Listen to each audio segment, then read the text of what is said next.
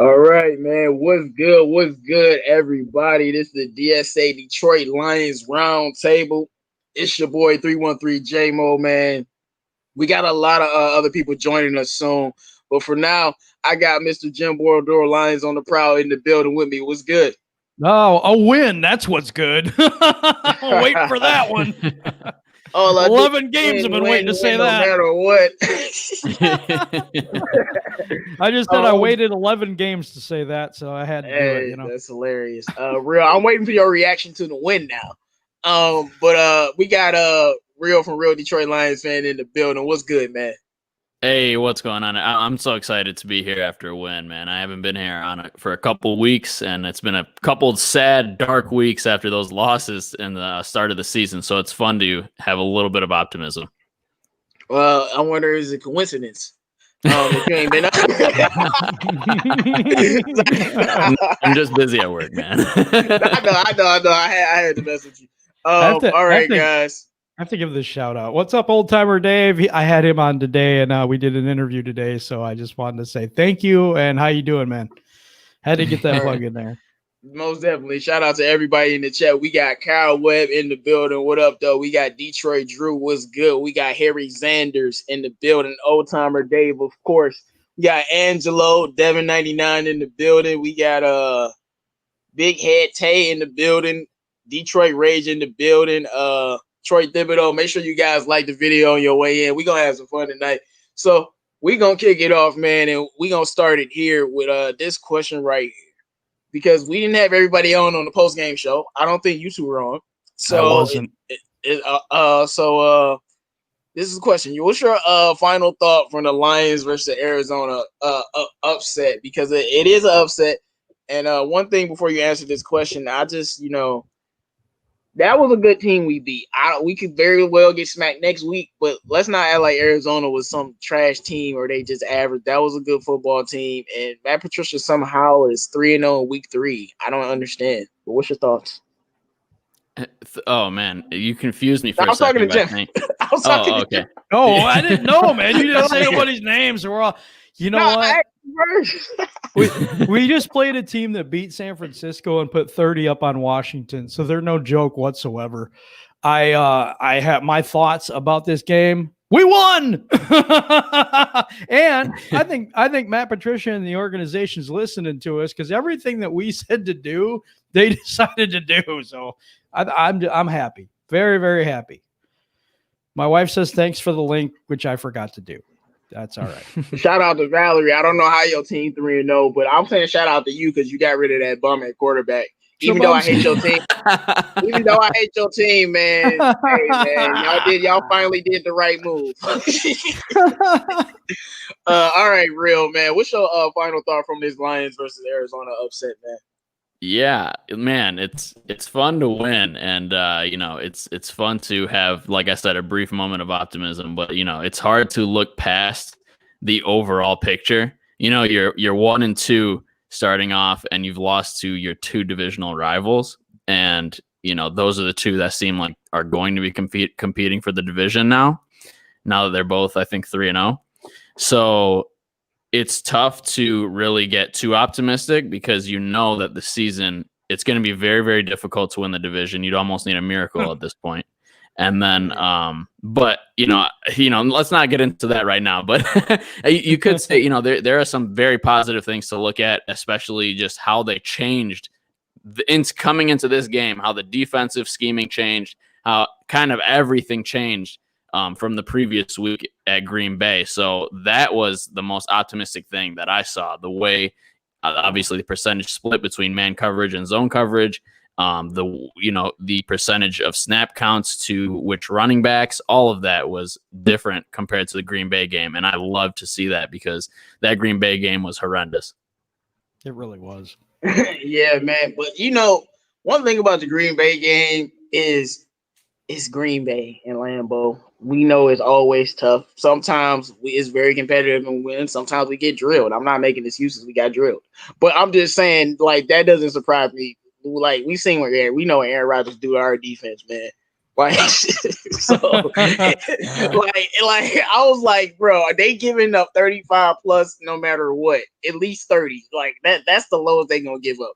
But it wasn't Aaron Rodgers.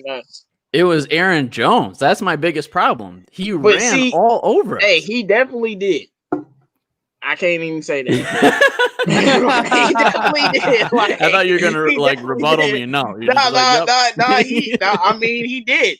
But but the thing is, when he is not running the football, Aaron Rodgers is killing us. So right, you remember? So that's my thing. But like I was saying, we got Luke G joining us, man. What's good? Yeah. Hey, sorry I'm late, man. Listen, gotta make sure I keep that job going to pay them bills. What's going on, people? All right, no doubt. Make sure you guys like the video on your way in. We got the great one, Mike, Steve-O, and Sports Today, and you can call me Funk, and Nicholas Valor in the building. What's good, everybody? So, all right, Luke, we'll go to you. What's your final thoughts from this Arizona versus Lions upset now that a couple days have passed? I got a lot of them, and I'm going to try to be quick with it. The first one I got is the immediate switch of Lions fans after one win on their stance on our head coach. Mind-blowing. Okay. Okay. Just mind-blowing. Two, yeah, we won. But I like to put things in perspective. My people, when I say my people, I'm talking about the members of the DSA and people who talk to me in the community. They know that I watch these games probably way too many times. We barely won. Yep. Let's get that clear. We barely won with 3 turnovers. Yet we won. The work needs to still be done. My overall view of it is I thought, in all honesty, that like the Lions lose games more than they win them, I thought the Cardinals lost the game more than we won it. That's just me.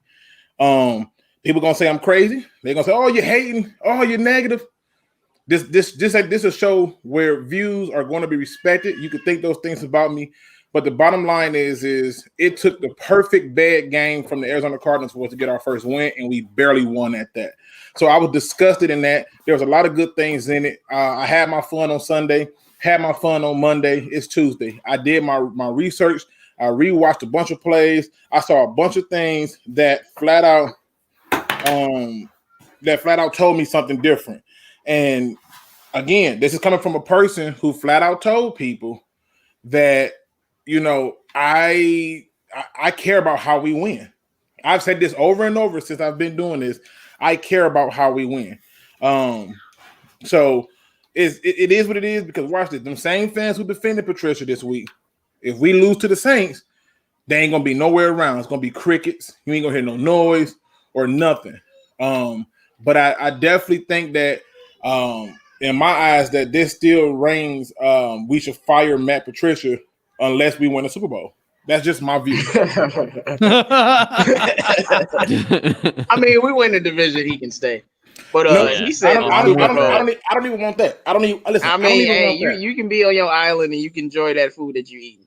But if he win the division, I'm cool with that. But we got Detroit Drew in the building. What's good, man? What's good, Peace, man? Happy to be here, man.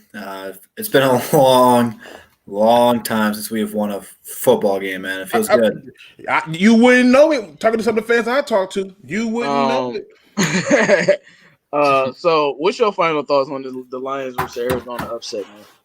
Was it beautiful? No. But at a certain point in time, when you go 11 straight games of losing, 4 straight, or at least 4 games under Patricia blowing fourth quarter leads where you can actually come back, which I don't really think it's a comeback because it was a back and forth game the entire game, but where you can hang toe-to-toe with offense that's been clicking all year. Like, Arizona's going to be a good team this year. I don't know if they'll be a playoff team or a wild card team or anything like that, but they're a young team. They're coming up. I think Kyler Murray's the real deal. And then when you secure them with a receiver like DeAndre Hopkins, their offense is going to be good for years to come. It's a good victory. Was it perfect? No. We made a lot of mistakes still. But at the same time, Arizona's still a young team. They're going to make mistakes as well. But, there's been glimpses of Patricia trying to show change. I don't know who's calling the defensive playbook. But I seen Luke G post that thing on social media and on his YouTube community post where we only ran zone for like 20% of our plays. Or no, we only ran man 20% of our plays. We played zone more. My fault. Like, you have to adapt and play to matchups and stuff. And I think we did a good job of changing our defense and offensive scheme all in one, which I'm not going to be hard on Bevel. Bevel's a good OC. He's going to change. Our offense will be clicking and stuff, but we haven't had Kenny G here all season long. And he came in here and he opened things up for our offense. I think our offense is not the problem here. Really, it's our defense, and they showed improvement. You forced 3 turnovers. We haven't had a turnover all season long until this game, and we forced 3 of them. If we can keep that up, we're on the right track. Do I think Patricia needs to keep his job? Absolutely not. I'm over this guy. I'm not too high on this win. It just feels good that we finally, after almost an entire year, won a football game. It's low expectations, but it feels so good. Well, I'm not necessarily like, oh, we finally won the game. It feels good. I mean, like, I expect us to win games in the football season. Like, if I expected us to go, if I expect us to go 0-16, then maybe I'll be like that. But I know we'll win football games. But only thing I'll say about this is one thing I noticed is the Lions scored in every quarter, and in these closing quarters is where they beat Arizona. So they scored 14 points in the second quarter. And Arizona was scoring right with them, and then they closed it out. And in that last quarter, they only scored 6, but Arizona didn't score at all. So, and our team play. It's so funny that I'm about to say this, but they actually look very solid in zone coverage. Surprising. Even though you got this man-based defense, but that's another thing that we got to get to. But I'm gonna move on to the next question. So, simple, because you guys were talking about it, and the question is simple as this: if the Lions beat the Saints, are you okay with that, and would you still want Matt Patricia to be fired? And we're gonna start with you, Jim. It kind of depends on how we win. I mean, I agree with Luke on this. This was more the Cardinals giving it away, I think, than the Lions winning. I don't care. We won. I mean, obviously, I love the win. But we got to look at how we win too. It's very important because we can't just have an 8-8 season, which I think I said that in the beginning, but it's going to be 8-8. It might not be that much now, but no, I don't. I think we still fire them. Yeah, if we beat the Saints, it's still too early to tell. It's only 2-2. Okay, what's your thoughts on this, Real? So I think if they lose to the Saints, I think that we should fire him immediately because there's just no point in wasting any more time. But I think that if we beat them convincingly, then yeah, you stick it out for the rest of the season. If he wins the division, then you're talking about something. But other than that, anything less than that, he's gone. So, that's my stance on it. So, what if we beat them in the same fashion we beat Arizona? I think you know what? I still think we stick with it, see if he somehow pulls out a miracle and wins the division and then maybe buys himself another year. But that's it. Like, he needs to pull out that miracle. And if you keep stringing along these, kind of BS wins, a win's a win, but it's a BS win. If you keep stringing those along and you find yourself winning the division, hey, I'll take it. You know what I mean? Oh, I don't know about winning no division, but okay. Drew, what's your thoughts on this? I know this is a Lions show, but I have to throw this out there because this just happened. But Luke Kennard's mom just liked one of my tweets, and this is like an all-time high. Wow. So, oh my gosh. Hey. Yeah. I don't know if she's single or not, but I might have to slide in those DMs. Hey, bro, she Hey. single, man. I've seen that man's father, man. She is not single. I wouldn't put it past her. But anywho, back to the Lions topic here, man. No, I don't think the Saints are 100% yet. I have Michael Thomas in fantasy. He's still day to day. That's obviously a huge weapon for New Orleans, and I guarantee it. Unless True Font comes back next week, we're gonna put Okuda on him, which is a real test to him. But even if we beat New Orleans, which would be a miracle in itself, it's just delaying the inevitable. Matt Patricia is not the guy.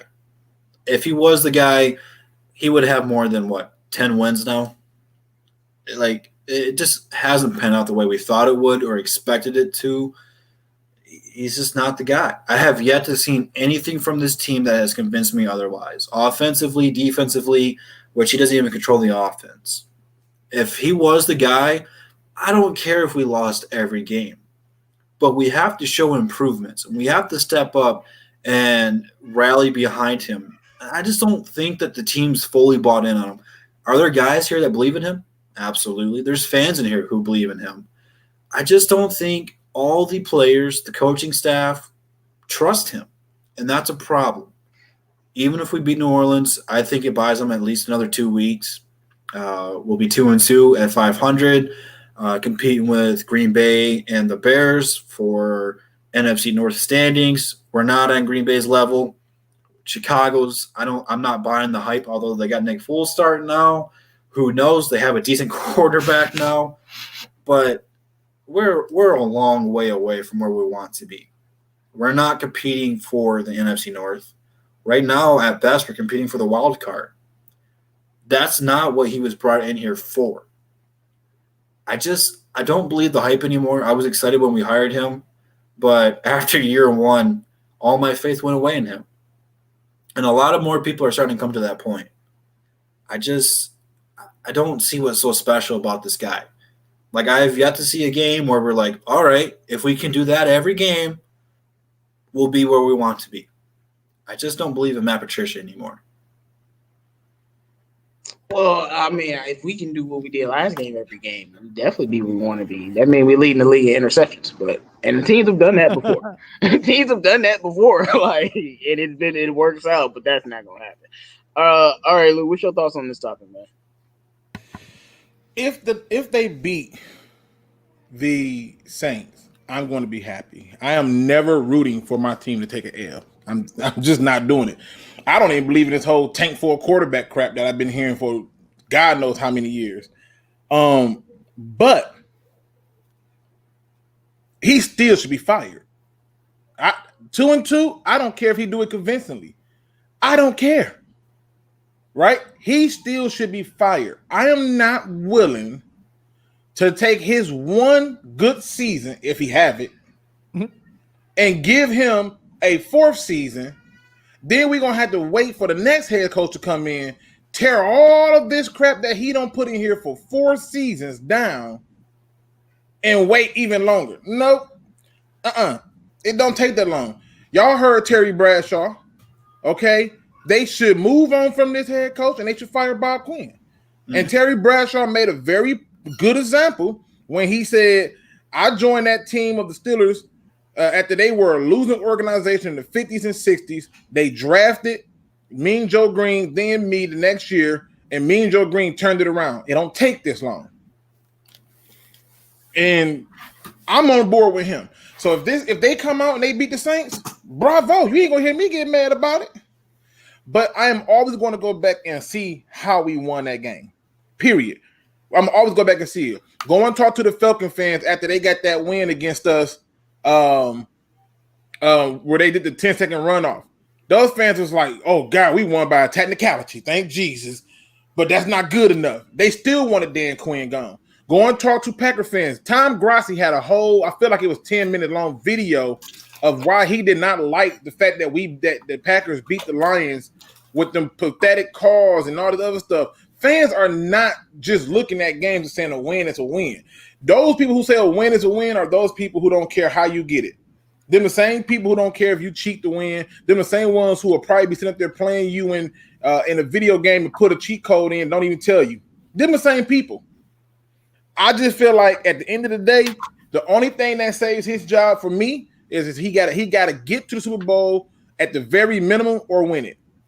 Outside of that, he got to go. Well, okay, but I agree with Valerie Bordeaux. She was saying Bears are 3-0, and Bear fans are still on Matt Nagy. I'm like, I'm not even being biased, but the Bears are like one of the worst 3-0 teams I've ever seen. Like, you beat a Lions team, you choked. Then you beat a Giants team that's terrible by 7 points. And then you beat Atlanta on the biggest choke job in their recent history, you know, because they try to top themselves every week. Like, those are like some of the most measly wins ever. So I understand why Bears fans will be upset. If we go out and dominate the Saints, I told you guys after we lost to the Packers, and it's on record, I said, like, winning the next game is not going to do it for me because you can just lose the next week. I need to see y'all win the next 3 games. And I'm going to just keep that same energy.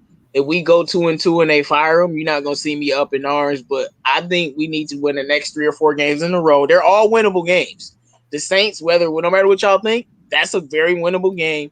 Then you got the Jaguars, who suck, and in Atlanta, who sucks. We should win all 3 of those games, and Matt Patricia is the guy. Like, there should be no excuse. If we run with this same philosophy that we have right now, we should beat those teams.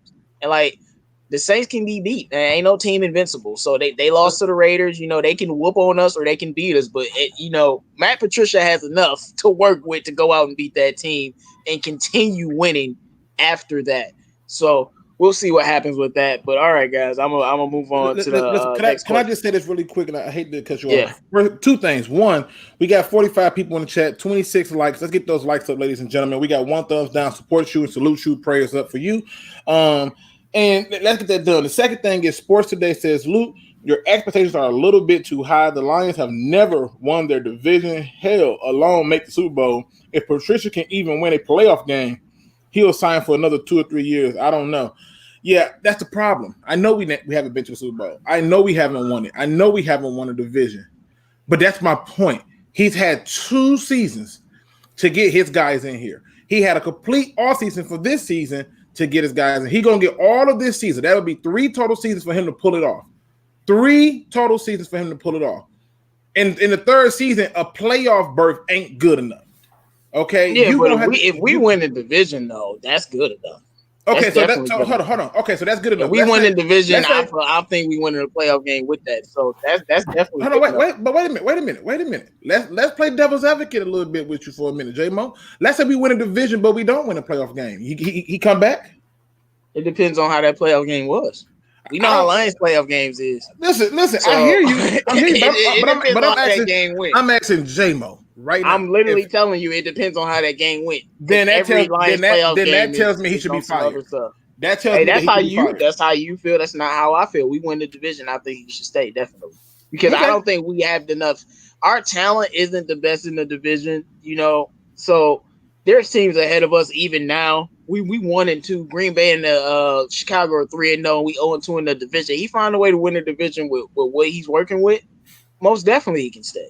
Because it's about doing what you're working with. Listen. And then we're going to go through year 4 of J-Mo going full ham in week 1 when he go 0-3-1. We're not, because the next year we're going to load up on that defensive talent and we're going to be a better football team. Like, I love this optimism from you. I mean, if we win the division, how can I not be optimistic? It'd be our first division title. Like, what did we say? Ever. In the NFC North. Yeah. Like, how can I not be optimistic with a division title? With this we should be optimistic because I think he just tied Rod Marinelli for a record right now. I'm pretty sure that's true. Pretty sure. Pretty sure. Listen, at the end of the day, I want every fan keep the same energy. Don't lose that energy, people. I'm telling you right now, you heard it here first. He could win a division. He got to go. I'm not going through this again. I'm not. He's had way more opportunity than a coach who had a winning record. So what's the line for you? He's only been here 3 years. What's the line for Why does he have more opportunity? How he had more opportunity? Because he hasn't won. But no, I'm saying, like, Jim Caldwell was here 4 years, so until Patricia's 4 years, like, that's the same level. So he's still in his 3rd season. Listen, it's not the same level when you were hired, when you were one of 7 coaches hired. You were one of 7. Regardless of that, man. Hold on, wait, J-Mo. You keep cutting me off. Hear me. There's a difference. Now I want you to hear me on this. It matters when he was one of 7 coaches that was taken that year. We took him. Some other teams took some other people. 3 of those coaches, along with him, have been fired who have the same record as him. Already gone. his opportunities have been given because none of them teams that they took over did not have a winning record. He came to a team with a winning record. I still believe he's in his third season. You know, our quarterback. So we'll see what happens. Like I won't say where's your line?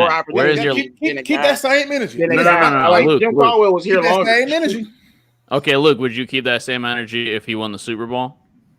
Hell yeah! Listen, you mean you'd want to fire Patricia? No, wait, you talking about me firing him? No, I told you winning the Super Bowl is my standard. Okay, so if he makes it to the Super Bowl, if he makes it to the Super Bowl, you're still firing him? Yep. Ridiculous. All right. Now let's move on. Ridiculous. Let's move on. Ridiculous. Move on. Absolutely ridiculous. Yep. Let's move on. Look, we're doing it in the year where COVID-19 players is not playing. I don't care. This man made the Super Bowl. He ain't getting fired. Stop the ridiculousness, man. Y'all keep making these. This is why the Lions suck because the fan base keep having these mediocrity statements about this team.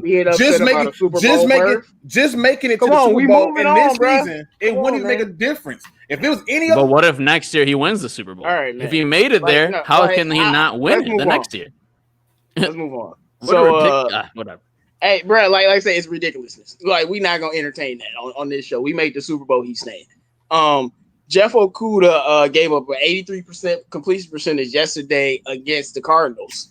But he bounced back with an interception. And he's literally been thrown in the fire, thrown on elite receivers and DeAndre Hopkins and Devontae Adams, and without the defensive line help to help him truly be productive, he's just been thrown out into the fire. So, what's your thoughts on Jeff Okudah's first two games and how he's been in the season? Being like he's been thrown into the fire, like usually when somebody's thrown to the fire, they might be starting, but you don't tell him, all right, bro, you gonna cover the best guys in the league your first two games. But we're gonna start with you, real. Yeah, he definitely was thrown into the fire for sure. Like he had the hardest competition I could even imagine, and Devontae Adams and DeAndre Hopkins. That's crazy. But I will say that it was concerning how exhausted he was in the Packers game. Right, like halfway through the game, this dude was looking like he was dying on the sidelines. Like I don't know if because he was hurt, he hasn't really conditioned like other players have, but I don't know if I was the only one that noticed this, but this dude was dying on the side. He was like hyperventilating. So I noticed. I don't know. He definitely needs to get more condition and maybe that'll help him. But it also sucks when, you know, Trufant's out, your number one guy, and yet your coach is 80 to 90% putting you in man coverage against some of the best receivers in the NFL. It's like, at least throw some zone in there. And this week he did that, Patricia and or Undlin, who knows. And we saw the results improve. So, you know, and Okudah, I'm glad he got that interception because that's definitely a confidence booster because he got murdered in this game too. Like he got destroyed. Yeah. All right, Jim. What's your thoughts on how Okudah's been doing since he's been thrown into the fire? I think he's done okay. I mean, he's not. I'm sorry, he's not worth. It's not a third overall pick worth for me at this point. But he's young, and I hope he develops. I mean, I wanted Isaiah Simmons. I mean, I think a lot of people know that. A lot of people know that on this channel, my channel, whatever. But the thing is, we picked number 30, and let's say we got to back him. You know, so I mean, it's too early to tell on Okudah. One thing it was weird that he said is like, "Oh, don't disrespect me." I mean, geez, you only had 2 games, dude, and you really haven't played all that way. You got one Lions fans be talking reckless though. Yeah, like, he did say that. You saw how they treated Swift after that drop. Lions fans I'll be talking to them crazy if I was a player. Like for real. Right. Well, they do. But you know, this fan base is upset because they haven't won the NFC North ever. We haven't won a Super Bowl ever. I mean, there's got to be some winning going here pretty soon. When we start picking people 3 overall, and I've said this before, I mean, and I don't know how the comparison goes, but Primetime was picked number 5 and Patrick Peterson was picked number 4. There's some expectations with that 3rd overall pick. Right. Most definitely. And I'm going to just talk on this topic with Jeff Okudah, man. I feel like, man, I don't expect him to be covering the elite guys. And people be like, well, he was selected 3rd overall. Well, I watched Darius Slay cover these same guys, and he wasn't stellar. You know, and I'm not necessarily talking about D-Hop, but Devontae Adams is like, you know, sometimes Slay shut down elite receivers, and sometimes he don't. So I've seen, if I can see these same receivers get best of somebody who's top tier at their game, I'm not going to be all of a sudden tripping because they're killing a rookie in his first game or killing a rookie without a D-line to help him out. But that's why I've always said, I don't know why you're putting Jeff Okudah in a position to be unsuccessful in that first game, no help. But in the second game, he did get help. But when he didn't get help, DeAndre Hopkins cooked him on at least 4 plays. I know D-Hop caught a catch on him. But I like how he bounced back. And I think it'll just help him because getting these reps and getting all of these snaps and just being out there a lot. And he'll have to learn. But I don't like putting him in that position. But I like his fire. And I told you, I love Okudah as a tackler. Rewatching the Lions game today, man. I watched that Okudah tackle DeAndre Hopkins play literally 8 times in a row. Like, I just had to keep watching it because, like, the way he hit that dude, I'm like, Okudah just different. Because, like, that's how True Font came in just like that. And I love that he's a dog and a hard hitter, but he just has to get better. And what Benny Blade say by week 7 or week 8. So based on how he looks now, by week 7 or week 8, I would expect him to be able to hold his own, or like that's my expectation for him. Just considering the first 2 games, yeah, he's gotten torched, but he's had some good plays along with the bad. And this is without a D-line being stellar. So I think that definitely matters. But all right, Drew, man. What's your thoughts on Okudah in his first 2 games, considering he's been thrown in the fire on the elite of the elite receivers? Well, I mean, it's been a rough stretch for him. There's no denying that. But it's all about how you bounce back in this league. It's all about what adversity you overcome. And as long as this guy is trying to improve and get better, it's really what I'm looking for. I mean, he wasn't really drafted in here to be the number 1 corner week 1. That's why we went out and signed True Font. But True Font's knocker is he's always been kind of injury prone. When you trade away a player like Darius Slay, it leaves a big hole to fill, even though Darius Slay hasn't played well really the last 2 years. But it's all about a learning curve for this guy. When you're drafted number 3 overall, no matter what position you are, you can be a punter for all I care. You're going to have high expectations, especially from a Detroit fan base who's so hungry, so thirsty for a winning organization, for a winning team. The slightest mistake, people are going to criticize you for. I think he did a great job of bouncing back, recovering, settled down. Yeah, DeAndre Hopkins went over for 100 yards, but I don't think DeAndre Hopkins had a touchdown, did he? I don't think so. That's really what I'm looking for. And it seems like Matt Patricia's defense always says bend to don't break. Again, not a high on Patricia. But in Patricia's eyes, he did what he wanted to. And when he messed up, when he made a big tackle and wanted to sub out, Matt Patricia was in his ear yelling at him, saying, get back out there. We need you to make another big play. I think it's all about a learning curve for him. And I think having a veteran like True Font will be pretty big for him in his development. I think he's got a lot of potential. I think he could potentially be a good defender. I don't know if he'll ever be an island corner, but it's something that we have to look forward to and expect from him, because that's pretty much what Darius Slay became. He was an island defender. We could put him one-on-one on anybody. And people are going to compare Okudah to Darius Slay for his entire career because that's pretty much what we traded for.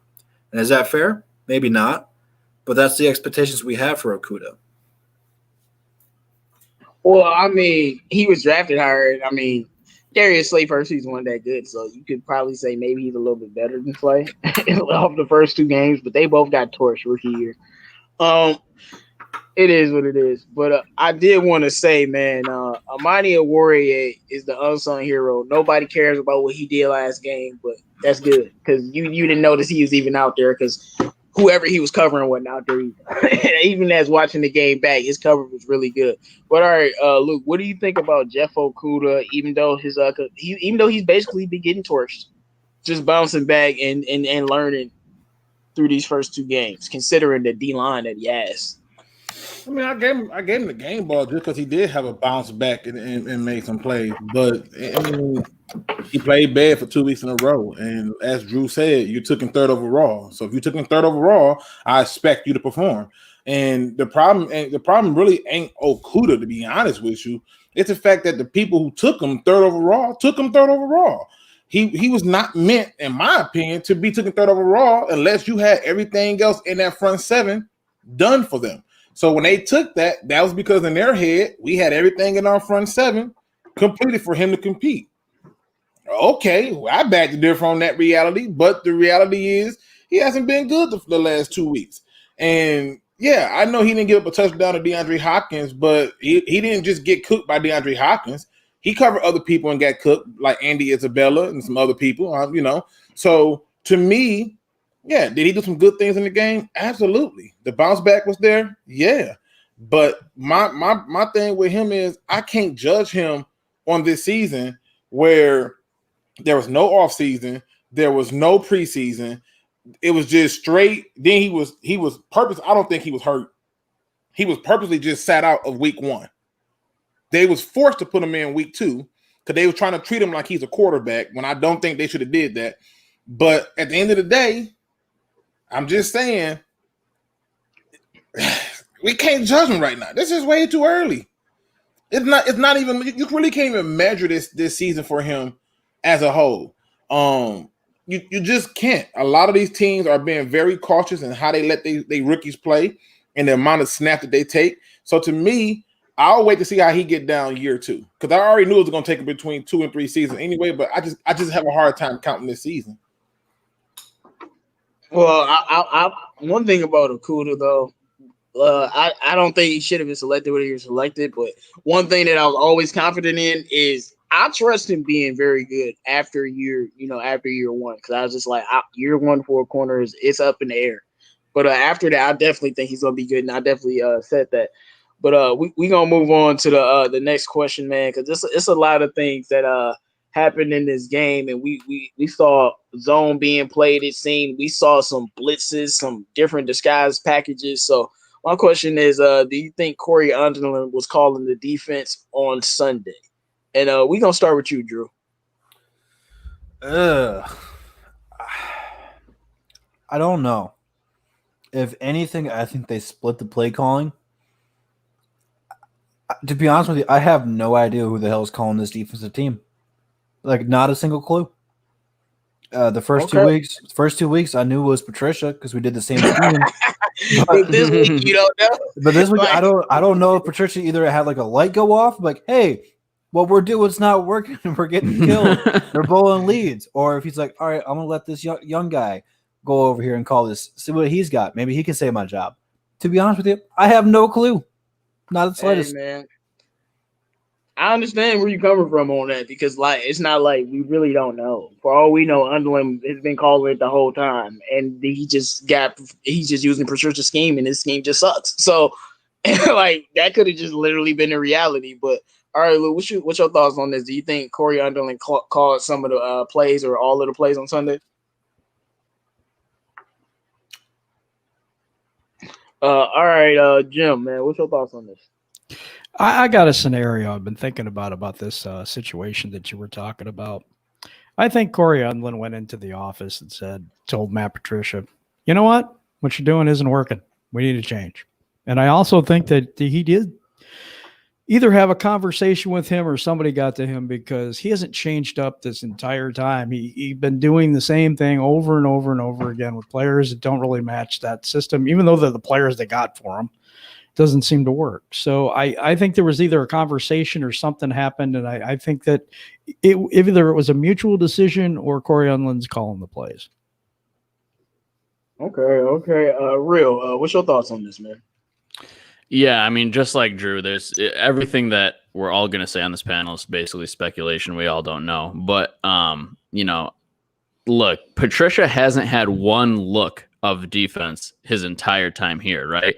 In 2018, they did dial up more blitzes, and I believe, I don't have it in front of me, so maybe I'm wrong, but I don't think they did as much man coverage. But they did it a lot last year with a lot less blitzing, and it was obviously very unsuccessful. And then this past 2 games, they were following that trend, and then this past 3rd game against Arizona, you saw that we ran a lot more zone, we got more pressure to the quarterback, and that resulted in turnovers. And, there's a clear change. Whether that's Patricia or Underlin, I have no idea. Okay. My thoughts on this is I think I agree with you. Underling went in there and they had a talk, but I'm not gonna say that Underling was completely calling like the entire playbook. I think it was more of a mutual thing because one thing about Patricia is I have seen him do this before. And you like seen him do what before? I've seen him play zone against a great team that's hard to cover offensively. The Chiefs. They played man and they did good and they played zone in that game. So I've seen it before. But this defense looked completely different to me. Like it just looked different. Even when they were playing man, sometimes it looked like they were lined up in different places. Even when on plays that was completed, because some of the completed plays would go for more yards than they should have. But the defense would look different completely. And a lot of times, because I remember we were getting killed. I mean, killed, and we're still terrible at it by these crossing routes that Arizona kept running. And they just kept running the crossing routes, and then we started to switch it up a little bit, and we saw less crossers and more trying to run the football because they had to change philosophies a little bit. So I think Underland definitely had his handprint on this, but I think it was more of a mutual effort. As Real said, this is speculation. This isn't something that we officially know about, but that defense was different. And I definitely think the players played better. Their gap control was much better on at least most of the plays because some big runs were still let off, but I think Corey Underland definitely was in there like, yo, you gonna let me do my job? He probably was like, why you letting Bevel do his job, but you gonna let me do mine? Something like that. But all right, Luke, are you back, man? Yep, my bad. Had to get something to drink. All right, no problem. What's your thoughts on this topic? Corey Underland 100% called the defense. How do I know? I can give you all the proof you need. Here go the first piece. Tigers don't change their stripes. Lappers don't move their spots. Zebras don't change their stripes. This doesn't happen. Mike Rothstein of ESPN said week 1, we were in man coverage 81, I think it was like 81 or 82%, something like that. Week 2 was like 81 or 82%. So if you just do the average, those 2 weeks, they were in man coverage over 81% of the time in the first 2 weeks. That's in man coverage with 3rd, 4th string, 5th string pickup guys. They stayed in man coverage. In 2 seasons, the Detroit Lions have the lowest zone coverage of any team in the NFL. We just play man more. It just is what it is. That's the reality. Matt Patricia loves man coverage. Week 3 come. They asked Cliff Kingsbury, that's the head coach of the Arizona Cardinals, what do you see different in the Detroit Lions defense? His response, simply put, not my words, his, it looks pretty much the same. It looked very similar from what I seen the last time we played. I don't for one bit believe that a guy who in the first 2 weeks, even with all the injuries that he had in the secondary, still stayed in man coverage, now decided to share play calling duties with Corey Underland. That did not happen. Another piece of proof that makes me believe that he wasn't calling the plays because he managed the hell out of this game much better than he has in any other game in his entire career. I'm talking about that includes even when he was going against the Kansas City Chiefs. I'm talking about when he was going against the New England Patriots. He has never managed a game the way he did right here. His challenges were successful. His decision making on when to call a timeout was successful. It was almost like he didn't have to worry about the defense. It really was. And to me, I do not buy for one. How do you go from 81% in 2 weeks to magically towards it 54%? I don't even have my little stat no more on me. 54%. The next week, you just magically completely did a full 380. We going zone in this boy. Really? I'm not buying it. I think he allowed his I think Matt Patricia allowed his defensive coordinator to call the game. He allowed the offensive coordinator to call the game, and he managed the rest. And I think that's why you saw us barely win. That's my reality. Okay, we got 55 people in the chat. Let's get them likes up, everybody. All right, let's move on to the next question. So the guy that I'm gonna put the Lions on a retainer if they don't pay, Kenny Golladay, return to the team. You think I'm joking? I will not be messing with this team. They don't pay this much. Like, for real. I've done it before. So what do you think his return meant to this team, especially yesterday, where he was on the snap count and he wasn't even 100%, but he looked like he was about 80%, and he still went out there and had a very productive game. So Jim, man, what's your thoughts on this? He changes the game so much because of the fact that, the other teams respect him so much. They can't just double team Marvin Jones and that's it, because you have Danny Amendola and that's about Cephas and that's about it. Not that those players are bad, but Kenny Galladay's a whole different animal. He's a big red zone threat. He's a deep threat. He runs his routes well. He's strong. He gets to the point of the ball. He's a very, very talented wide receiver, and when you have another weapon like that, the defense has to compensate for it. So he does make a huge difference in the offense for sure. I will say I did see a lot of receivers. It felt like they were running more free because even when Kenny was out there, sometimes good player, bad pay, missed throw or made throw. Just in general. But all right, Real, what's your thoughts on this? Thoughts on Kenny G's return and what it meant to the team? Oh man, I was so happy to see him out there on the field, man. And like that touchdown that he got was incredible. Like just Stafford throwing it up there to where only somebody like Galladay can just jump up and grab it that high. Man, it was beautiful. And Galladay honestly brings me back, to the Calvin Johnson days. Just that connection that he and Stafford have it's incredible to watch. And you'll see some just incredible touchdowns. And I'm saying incredible too much, but he is just incredible. There's nothing more I can say about it. I love him. No, I had the same feeling like rewatching the game. Like that was a 100% Calvin Johnson throw. Like he was like, I'll throw this boy to the Raptors. Drew Brees or Russell Wilson, when they throw in to Jimmy Graham, even now with the Care Bears throwing to Jimmy Graham, they throwing that boy to the ceiling.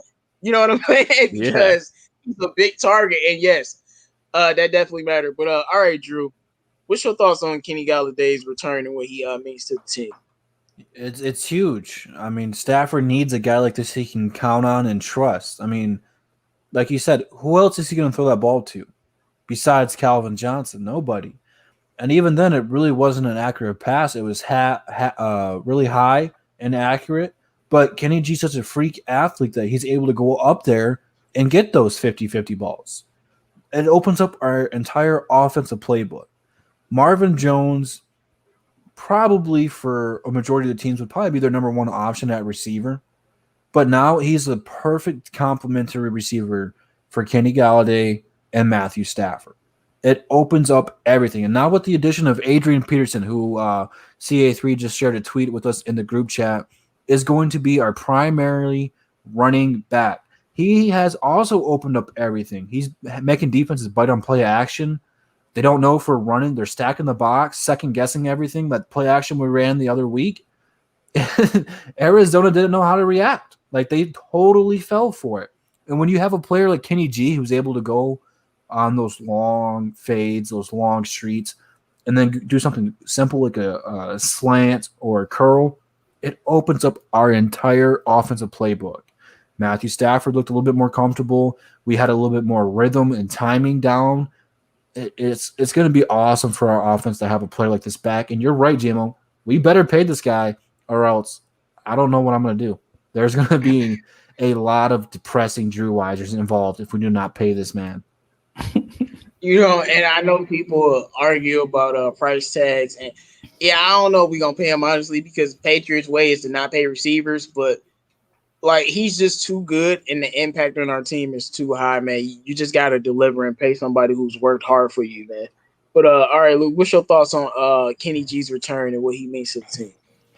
I mean, I'm happy he back, but I'm gonna be honest. I didn't really miss him like that. I think Marvin Jones been balling. Like I don't see like to me, Marvin Jones has been in rare form this season. Like I mean, seriously, every catch he punishing people, and I think that he's a very strong, reliable guy, and I think that they could have really gave Kenny G another week off because Marvin Jones is acting like he got attitude problems. Like it's almost like somebody rebuilt him as the bionic man. He running through tackles and killing you at the end of the run, letting you know I'm gonna be here all day. I mean, I'm happy he back, but I'm not at a point where I feel like he was needed for us to win last week's game. I think it helps to have multiple options, but with the way that they was calling those plays Sunday with the 2 tight ends, and then hell, Marvin Hall. I mean, that pass that Marvin Hall got, they could have probably did that about 2 more times in the game earlier before we got to there. And Marvin Jones, to me, it's just been in the most strangest form I've seen him in. Like I don't he playing like Terrell Lawrence, man. It's real strange to see how he playing. I guess his attitude to it is, if you're gonna release me, I'm gonna get paid. Somebody gonna see what I did. Because I'm telling you, that dude is punishing people. I mean, God. So to me, happy he back. But I kind of just been watching Marvin Jones. Marvin been different, bro. Hey man, look, I'll let you get off that Kenny G blasphemy. We're not winning this game if Kenny G's not playing. Like, I disagree. For sure. I disagree. Sure. We won by a field goal and they missed the field goal. I disagree. Yeah, we're definitely not winning this game without Kenny Golladay. Like, not at all. There's no way. Marvin Jones had 3 catches. And the week before, he got shut down by Zaire Alexander, and the week before they double covered him. So, he's not doing nothing without Kenny Golladay out there, because you'll either put your number 1 corner on him or he's gonna get double teamed. But we're gonna move on to the next topic, man. So we saw something a little bit different in this Lions game that we haven't seen, and I don't know if we've ever seen it. Maybe Jabba the Best. We saw the Lions just give the running back the football like he was a beast. And like I said in this thing, this isn't a rhetorical question, guys. It really isn't. To everyone listening, this is not a rhetorical question. I'm seriously asking this because running the football isn't the only thing that can help you win. But this isn't rhetorical. But if the Lions stay committed to the run and they continue to run well, will they continue to win more games and be better than 8-8, as Jim would say? Or is this team just on the coaching being good or bad? We're going to start with you, Detroit Drew. Running the football is still a huge key to today's NFL, even though the passing game is evolved and more accepted, where they have more freedom to throw the ball. And if you look at the Lions' histories, at least under Matt Patricia, what do? We get off to these hot starts, we get some early touchdowns, but then, we go 3 and out. We force a turnover, whether it's a fumble or a bad pass, and our defense is tired.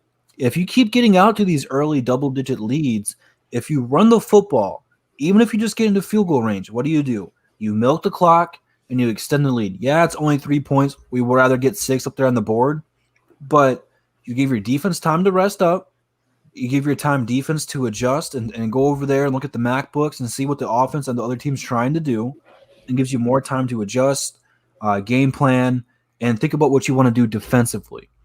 It's always been a problem with the Lions since we've had Matthew Stafford. Reggie Bush, Jabba Best had a couple good years for us, but we never really had a run game. And now with Adrian Peterson here, it's completely opened up.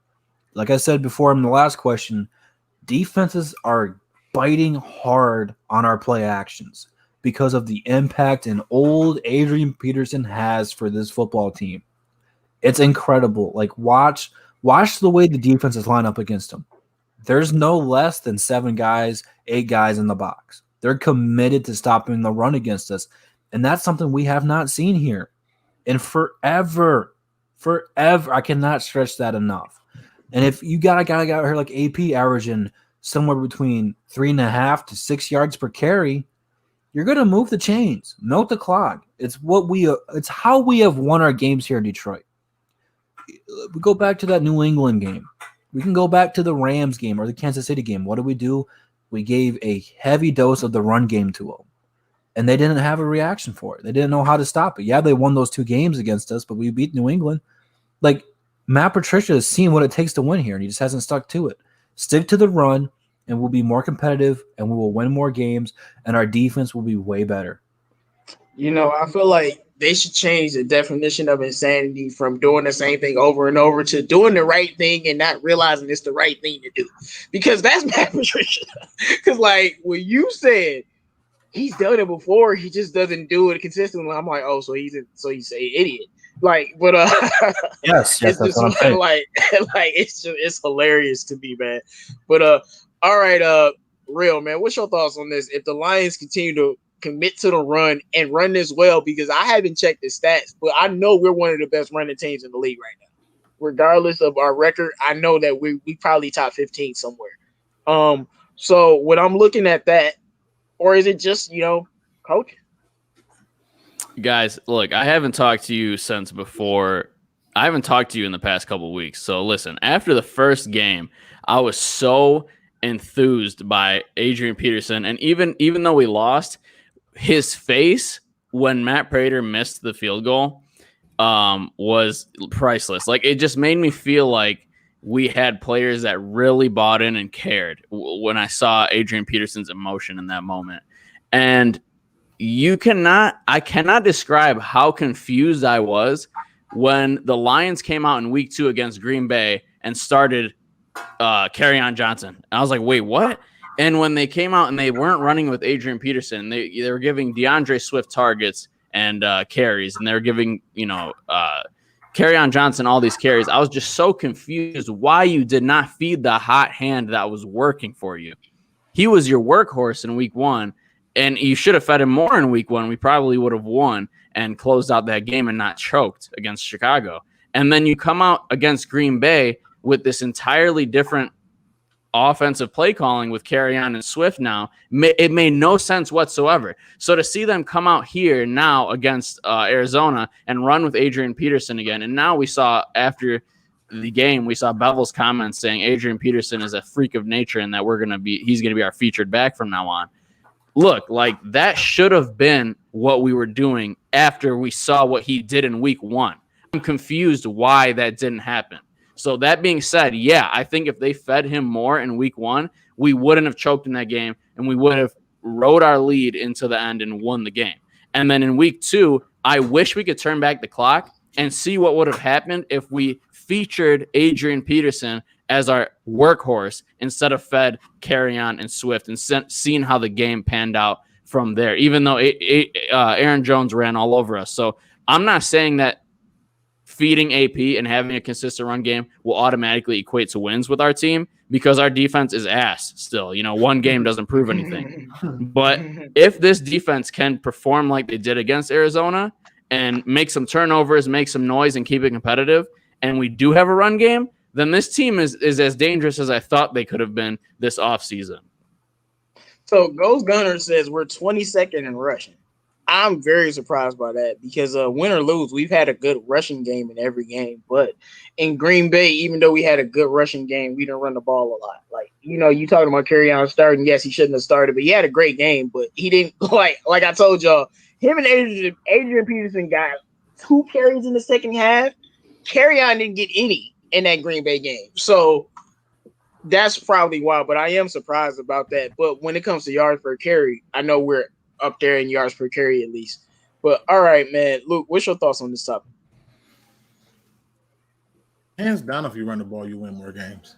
I know it's rhetorical, but it's almost like an insult to anybody with a football brain's intelligence, because Real brought it up. Everybody's brought it up. Go to week 1.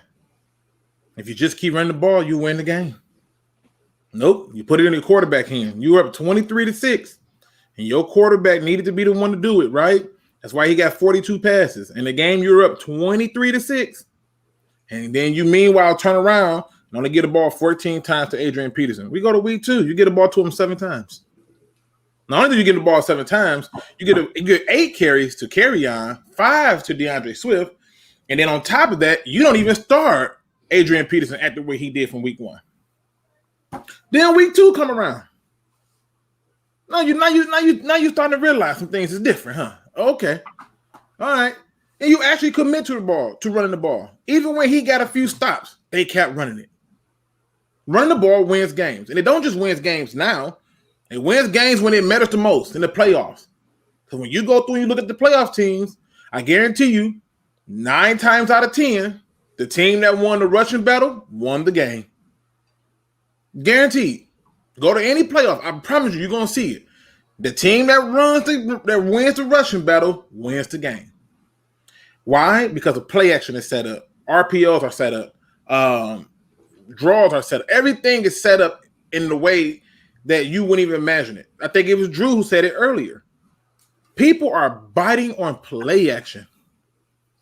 The whole defense is jumping up in there, freezing like, oh snap! They not biting. They sitting down and having whole meals at the dinner table. It's amazing to me. It's amazing to me that we not committed to it. And when I go through and I look at this team, I hate to say it, that happens because of coaching. So yeah, the lack of winning would be more if we ran the ball, but the coach has to give the okay for it to happen. And therefore, I'm gonna go with it's just the coaching. Okay, all right. I'm gonna move on to the next topic. I don't have much to say about this, but I feel like even if we run the ball well, we can still lose. Reggie, if the coaching isn't good, and I'm not gonna blame it just on like Jim Schwartz, but we went 7-9, and we had a running game somewhat that year. So it doesn't mean anything if the coach chokes at the end of the game. But definitely, if you're telling me we're running the football, we know how Matthew Stafford is with 100-yard rushers. Then we will win more games because it just works for him like it works for every freaking quarterback in NFL history, having a running game. But, all right, now we're going to move on to next week because we got a big challenge. We got an angry Saints team coming in to basically destroy us and feel better about themselves. Mike Thomas is day-to-day, but he might try to play in that game considering it's a big game for them. But this is my question. The Saints, they look like the better team, even though we got the same record, and they do have the better roster. What must the Lions do to slow them down? They just played Green Bay. They lost, but they scored 30 points. They lost 37-7. We lost 42-21. So it's a big difference in that. But all right, Jim, what's your thoughts on this? The game plan is the same as we have in Arizona. They have a high-powered offense. You got to keep your guys on the field in offense, so you have to run the ball more. You have to execute your plays on defense, and when they give you an opportunity, catch the ball, get an interception, get the turnovers. Those are going to be the keys to the game. I really believe that. Change of field possession, special teams, our punter, who's been amazing so far this year. You know what? Pin them back. Give the defense a chance, and then get your offense on the field and swallow up that time of possession with your running game. That's how you beat the Saints. All right, I'm going to just take the question next. First, I got to say, we got 50 people in the chat, only 41 likes, I think. Let's get them likes up, guys. Come on. I think after watching the Saints versus Packers game, yeah, you're right. The game plan should be similar, but it's two things. One, you force Drew Brees to throw downfield. Because he got a noodle arm. He got that Peyton Manning 2015 Bronco championship team arm. He got a noodle arm. Like, Drew Brees cannot throw downfield anymore. Like, and people talking about, well, Mike Thomas. Look, Mike Thomas is amazing, one of the elite receivers, but he's not a deep ball threat. He's a guy that's going to kill you for 10, to kill you for 15, to kill you for 20, and to kill you for 12. He's not a deep ball threat. Like, that's never been Michael Thomas's thing. He's been that route runner extraordinaire that's going to get a lot of catches like the Marvin Harris's and Chris Carter's, but he's not a burner. So he doesn't change my philosophy of make Drew Brees throw downfield so we can get him in the interceptions. And one thing that I noticed, Packers don't got nowhere near our tight ends, but they was killing them with them tight ends with the same type of plays that we've been running. Like, I think they ran a play almost identical to a play we ran against them to get TJ open. And it worked. They can't cover tight ends. And I feel like this is the game where I need TJ having 100 yards. I need TJ and Jesse James both having 200 yards together. Yes, I know I'm tripping. But I just feel like this is a game where you force Drew Brees to throw downfield. And you stop Alvin Kamara, of course. Like, that's a given. But that's what you would do on defense. But on offense, the tight ends need to be the star of the show in this game because we can exploit them, and it's a matchup thing, and we can exploit them because the Saints have a good pass rush, and their corners are, they got Lattimore, their corners are all right, but they're going to be trying to tee off on Stafford, so we need to do a lot of those misdirection plays that we was doing with Jesse James, and those plays, like I said, the one thing I like about TJ Hockenson this year compared to last year is we're calling a lot of plays to where, and he's getting open on his own. He was getting open last year. But we're calling plays to get him open, to put him in positions to be successful. Like the one play we called for Swift, that's a play where we put him in a position to be successful, get him in space, let TJ be the lead blocker. We do that for TJ a lot. We did that for Jesse James. Put him in position with a nice play so he could be successful. Darrell Belleville's been solid with that. You need to drive that home in this game. Of course, you run the football. But, all right, real, man. The Saints are the better team. They got the better roster, the better coach. Like, we know what we're going against. But what must the Lions do to slow them down? Man, look, J-Mo, you hit the nail on the head. You need to stack the box. You need to force Drew Brees to throw downfield. You need to put pressure on Drew Brees. That's it. That's basically it. And you need to try and contain Kamara. If you contain Kamara by stacking the box and put Drew Brees into pressure, I think that we can slow them down. And if we don't do that and we have a 3-man front and we're throwing our DBs, our second string, third string DBs back into man coverage, and we're not putting a lot of pressure and Kamara's running all over us, it's going to be another Green Bay scenario. Most definitely. He says if we win against New Orleans, we will go on a winning streak. Well, I told y'all I need the Lions to win 4 games in a row for me not to want this man to have his head chopped off and be off the block of this team. Because I don't care. Like I told y'all, I don't care if we beat Arizona. I literally told y'all that and y'all were mad at me. I said I don't care if we beat Arizona. What's gonna happen the next week?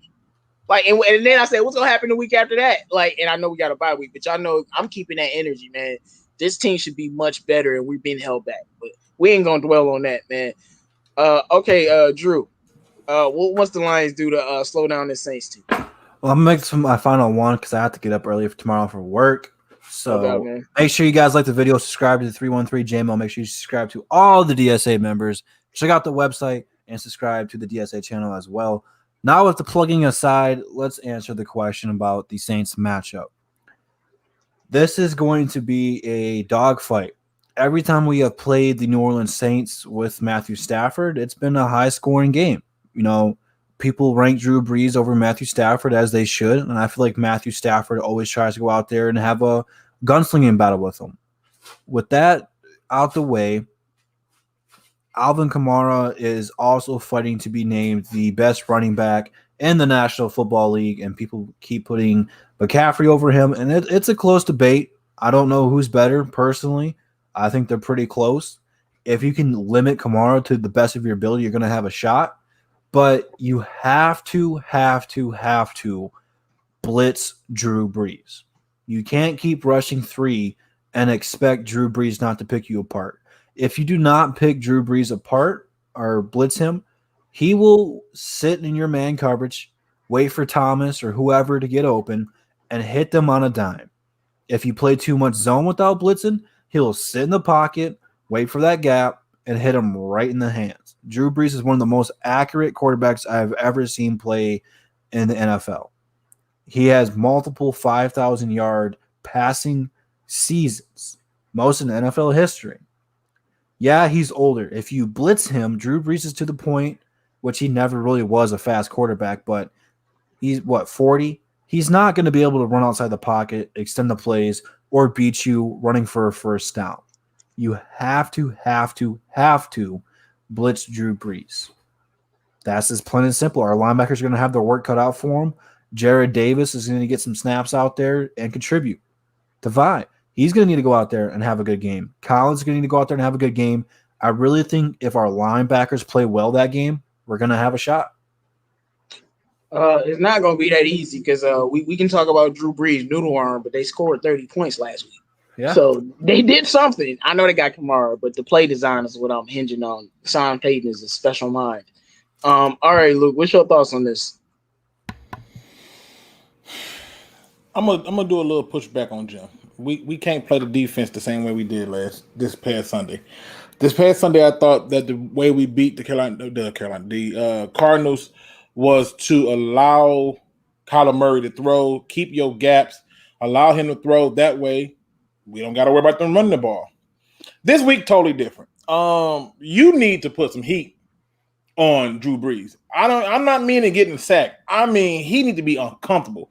He should not be allowed to sit in any spot for too long. You got to make him very uncomfortable. Our third safety, whoever that's going to be, Will Harris, Javon Curse, whoever it's going to be, or not Javon Curse, but Jaron Curse, whatever his name is, whoever that's going to be, need to be on the field in condition because that's who's going to be covering Alvin Kamara.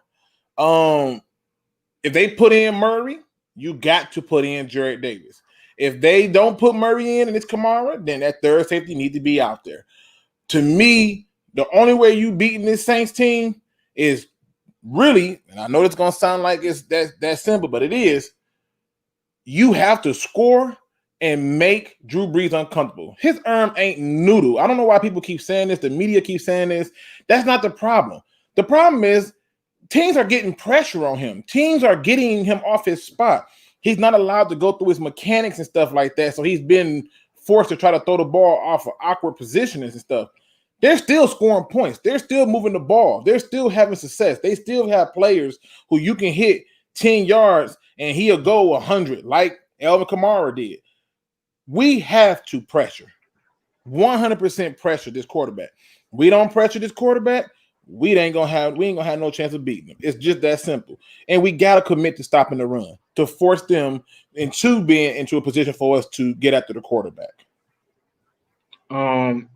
No, man, because we say Drew Brees is noodle because he is, man. He not throwing downfield no more. Like, he literally looked like – and it was last year, too, when he came back from injury.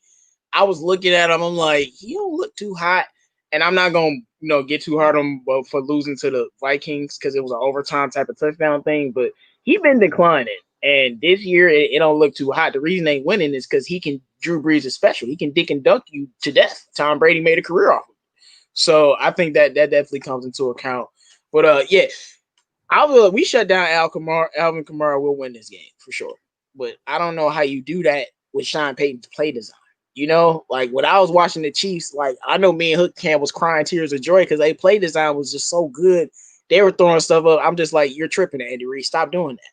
But all right, we're gonna move on to the next question, and then we'll get to some questions. I got a couple more topics here for you guys, but thoughts on DeAndre Swift and Jarrett Davis' lack of snaps. A lot of Lions fans was more upset about Swift's lack of snaps than I thought, but this is something that I'm surprised with. When you have a healthy Kerryon Johnson and you have AP, he's not gonna see many snaps, but it is what it is. But all right, real man, what's your thought on Jarrett Davis seeing less snaps and DeAndre Swift? I think he only had like 5 snaps. Hey, with the DeAndre Swift, I'm with it. I understand that some fans are like, we drafted him early, we need to use him. No, I don't agree with that at all. He needs to earn his spot, to get those carries and those snap counts and those targets. And right now, Adrian Peterson is blowing out every other running back in that whole room. So honestly, Adrian Peterson has earned it. I don't care about where we drafted him or who's younger or whatever. I think Adrian Peterson deserves those. So that's why I think that Swift is okay to take reduced snaps. But as far as Jarrett Davis goes, look, I'm not in a position to say one way or another. Reggie Ragland seemed decently okay. I'm not really sure about their stats and who performs better and whatever. Honestly, Jarrett Davis is disappointed, but he's shown flashes. I think Reggie Ragland is the same thing.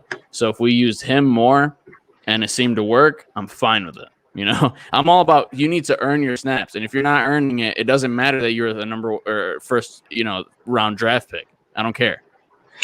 I don't disagree with you. I gotta do this. Did Tracy Walker earn his snaps week 2? I think so. Yeah. I mean, I think. Then why wasn't he out there? I thought they did use him more this game. No, I said week 2. Oh, week 2? Yeah, no, because they're stupid. I don't know what to tell you. That was a stupid question. Yeah. I don't even disagree with what you said, but I had to do that. Right. Tracy earned them snaps, and you know what I'm saying. And he played 100% of the snaps in week 3, but he earned them snaps, and Harris was out there. Well, not to cut you, but AP earned the snaps too in week 1, and we saw the same thing. He, like Luke said earlier, he only got 7 snaps. He got out carried by Kerryon. It's like, where's Kerryon been? And now AP should have earned those snaps, just like Tracy Walker. I agree with you. Okay. So, Jim, what's your thoughts on this, man? What was Swift? There's a lot of snaps to go around. I mean, we had a Jesse James sighting. It's almost like Bigfoot or something for the Lions. But we had him. We've got Hawkinson. You've got Galladay coming back. You have Peterson balling out. They're still looking at Kerryon Johnson. I don't know whether they're doing that to showcase him for a trade or they're doing that because he's actually playing well. But there's just not the snaps to go around, and maybe he hasn't learned the offense quite yet. Maybe there's something that they're just going very slow with him, and they know they have all these other backs, so maybe they're taking their time with him. Things are earned; they ain't given. And, agreed. All the Kerryon Johnson haters, and Jim, you're not one of them because you just don't think he's not healthy. But like you don't go out of I call haters people who go out of their way to bash people. Right. You don't go out of your way, but the Kerryon Johnson haters, they told me, Swift gonna take his spot and do all of this. So I was like, and I just asked them simply, I'm like, so if Kerryon's healthy, he's just gonna take his spot. They like, yeah. I'm like, okay. And we didn't expect. And once AP got here, I'm like, Kerryon, you ain't getting no snaps. Swift, we shouldn't even drafted you. If this, like I tell you, we wouldn't have drafted him if we knew we were picking up AP. But that's neither here nor there. We got murdered. We got murdered by fans that thought Huntley was going to take Ty Johnson's spot, and look how that panned out. No, I'm just saying, like, wait, Ty Johnson has a spot. I actually meant Agnew. My bad. I meant Agnew. But no. Right, yeah. I didn't. Agnew hate is definitely real. But my point is, a healthy Kerryon is a solid running back, man. It definitely could be number 2 behind AP. And we don't need to force Cliff out there. Like, we don't need to force him out there. Use your best running backs available. He's still a rookie. Luke, what's your thoughts on this, man? Okay, I guess he's not available. So I'll give my thoughts. Jared Davis' snaps, I kind of don't like it when I see our run gaps and I see Kenyon Drake running from 8 yards. But I agree with Real, though. And it's a 2-part thing. I feel like you have to earn your snaps and you need to be put out there. Because I don't know if Ragland is really earning snaps. He's just being put out there. You know what I'm saying? And Jelani Tavai, y'all know how much I like him, but I don't know if he's necessarily earning the snaps. He's just being put out there. We know Jamie Collins. We don't need to even talk about that. If Christian Jones is earning snaps, like Christian Jones, and he's been probably better than his worst, and he's still not that good, but still, really. So that's not something I'm not buying. I already said what I thought about Swift. I don't mind bringing Swift along slowly as long as we have production. But we got Bravo Mo, my first super chat ever, man. Shout out to Bravo, our resident scout expert for the basketball show. Good show.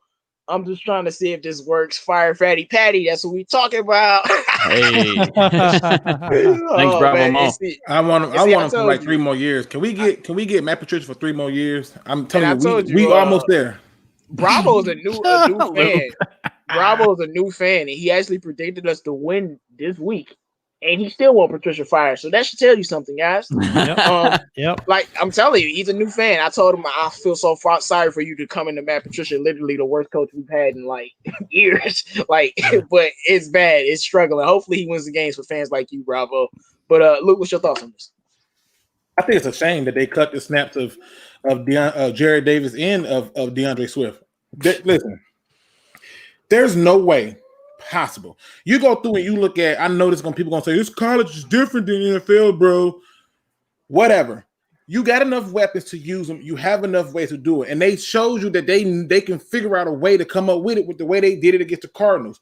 The whole first half, it seemed like it was the Adrian Peterson show for the most part. And then they would sprinkle in a little bit of DeAndre Swift. Then in the second half, they started off with Kerryon. That way they can kind of save Adrian Peterson for the end of the game.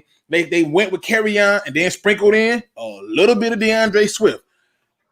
Just keep doing that. You don't have to. We're not asking you to reinvent the wheel. We're asking you to find a way to utilize your weapons. I think it was just Jim that just said Ty Johnson got a spot. Hell, if you thought that was shocking, I was shocked when the ball was caught by Jesse James. He was still on the team.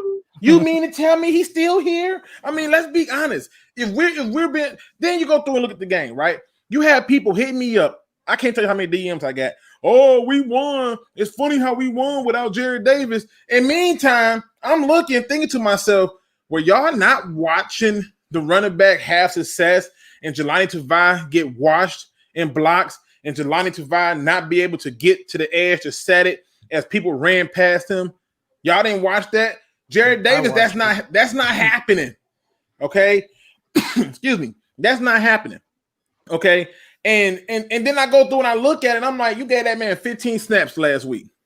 15 snaps. Jelani Tavai looked like hot garbage on Sunday. Okay. He looked like hot garbage. He's the one calling the plays.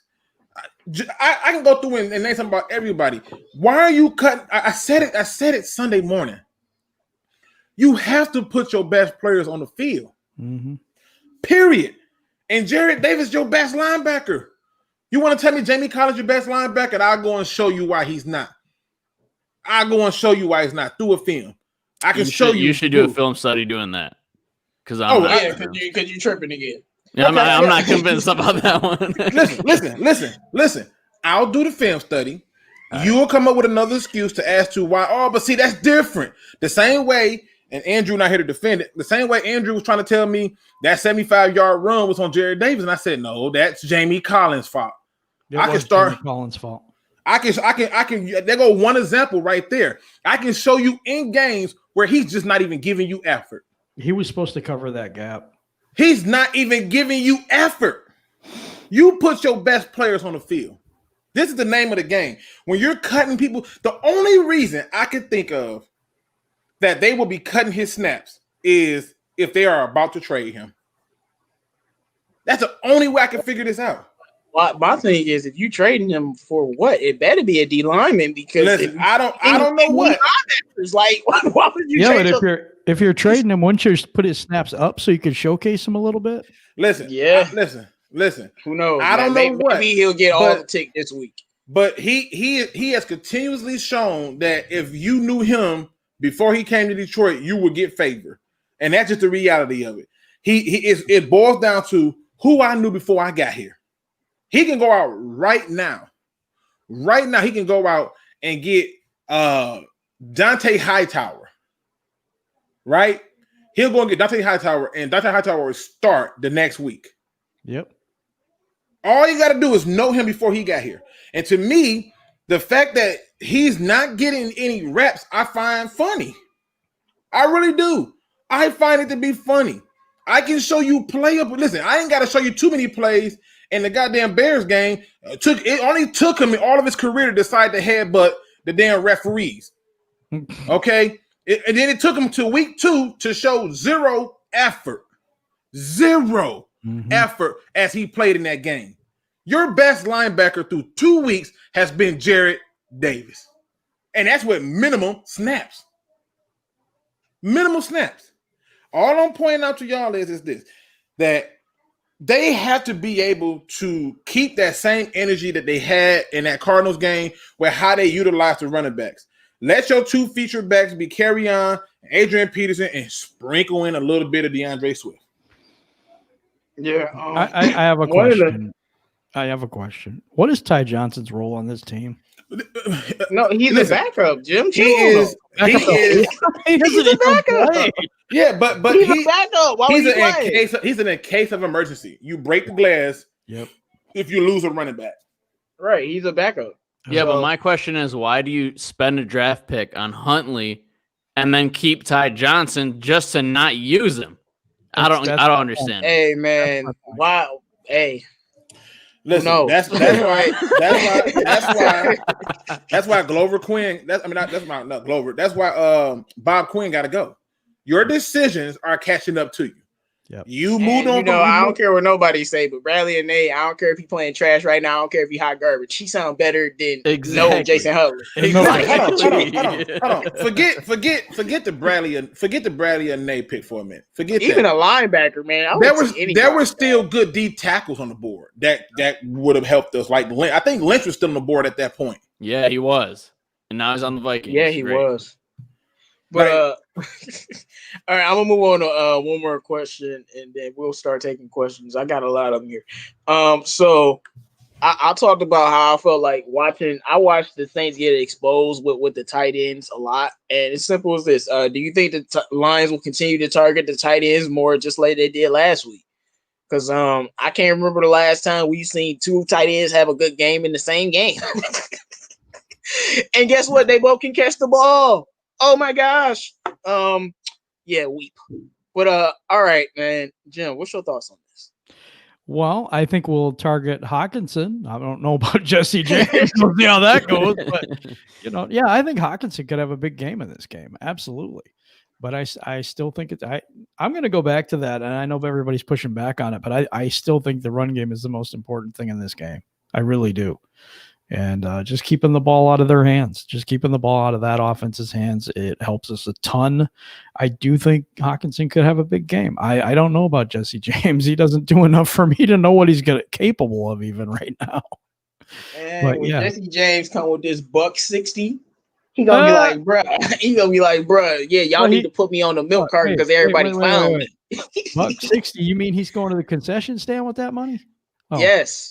That's what I mean.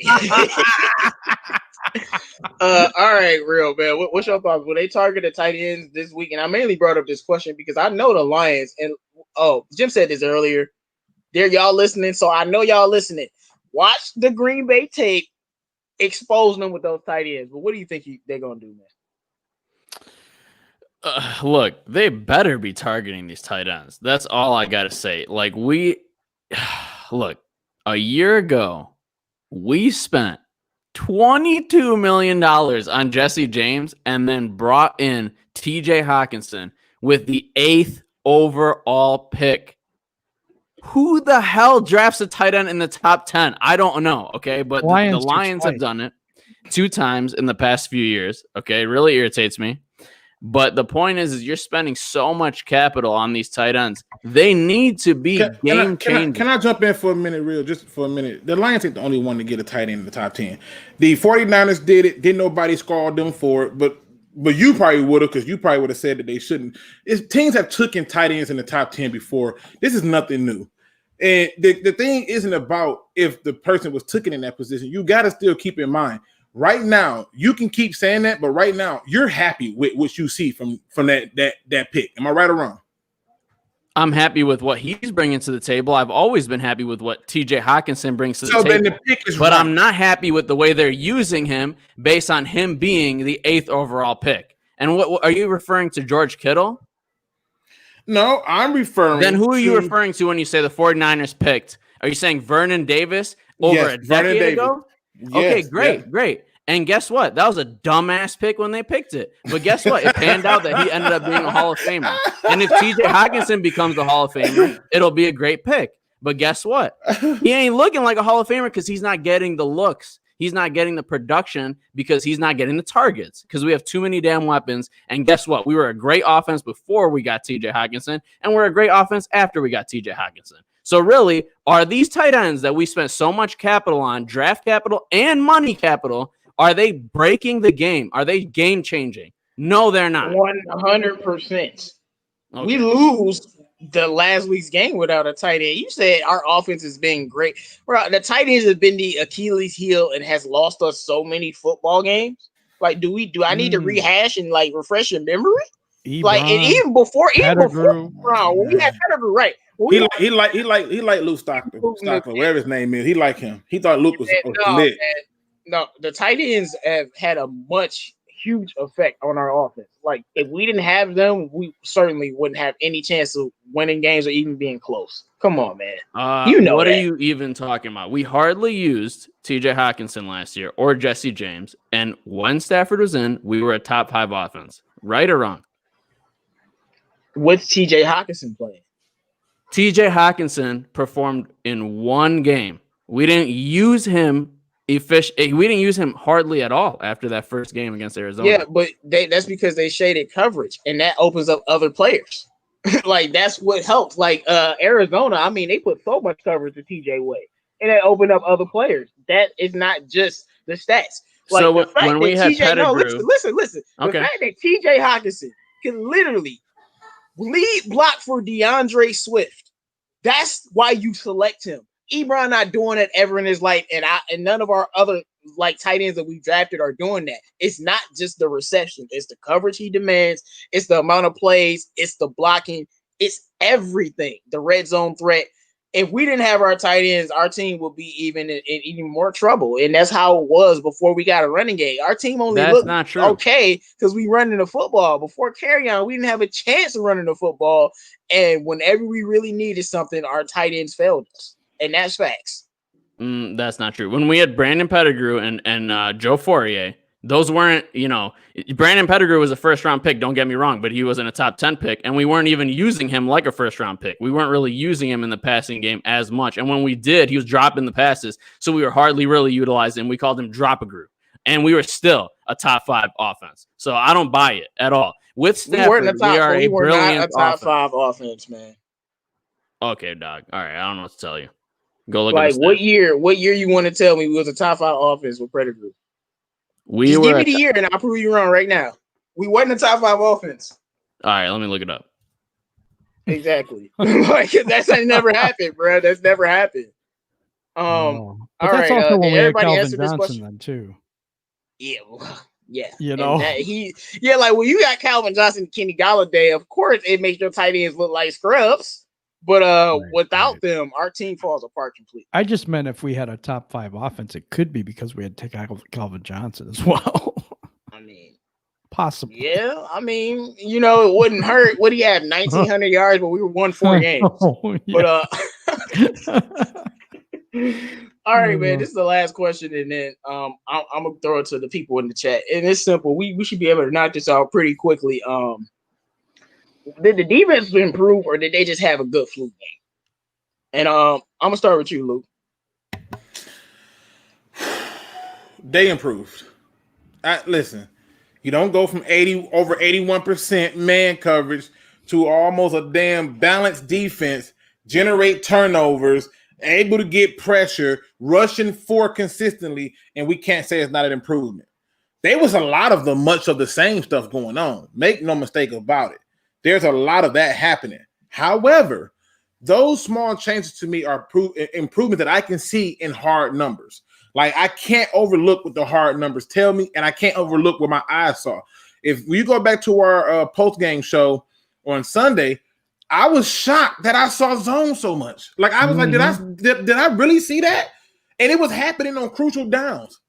The number of times that we sent 3 versus 4 was completely down. We were sending 4 majority of that game. And I'm like, yo, this is different. That's an improvement. But it still was more so about how bad the other team played.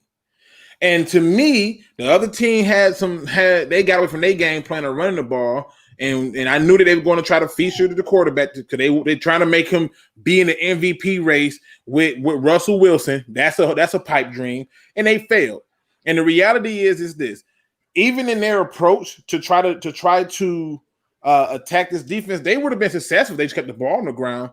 But what happened? They put it in the hands of the quarterback. And the thing that I do give the defense respect for, again, which is an improvement, they took advantage of mistakes. When the passes are going high and behind and straight to the players, you got to take advantage of that. So I give them that. And to me, that's a huge improvement. I'm not going to say it's a fluke that it happened, but no, I agree with you. They definitely played better. And I know you'd say no. I mean, I even said it, I think, on Twitter, and I told y'all Arizona is trying to give us this game if we don't take it. So yeah, they were trying to give us the game, but you got to force them into that position. You know what I'm saying? So because some teams will just steamroll you. But Jim, what's your thoughts on this? I saw a different intensity in the defense too. They were playing zone, yeah, and they were doing different. But in the Green Bay game, I didn't see the effort that I saw in the Arizona game. It was almost like there was a rallying cry or something in the locker room that happened, but there was a whole lot more intensity. They were swarming the ball a little better. They were, when Luke brings up Jamie Collins in that one run, he's absolutely right. He didn't get to the gap quick enough. And there were times when he just looked sluggish, where it was like, and a lot of the defense just looked like they gave up in the second half. I hate saying it, but that's what it looked like. And in this game, it was completely different. I seen a different intensity level. I seen more energy out of this team. I seen them playing together a little more. So yeah, I that's what I noticed. I just noticed a little a rally around the defenses this game. You know, like I said, I did literally just get my AP jersey today. Thanks, Detroit Drew, for the plug. Yay! I'm happy to wear that, man, because and when I'm looking at it, I'm like, I bought a jersey with Adrian Peterson and the Lions uniform. Like, I'm like, yo, like what? He's on our team. It's still crazy. Like, I'm literally looking at the jersey, like this is actually a real jersey, like because like That's it's crazy. Adrian Peterson. Like, could you imagine Randy Moss playing for the Lions? Like, just like, come on. But defense was much better. I don't think this was some fluke game. They played better, and the main reason I would say they played better is although their run defense is suspect still, the gap control was 1,000 times better. It was some plays really where was.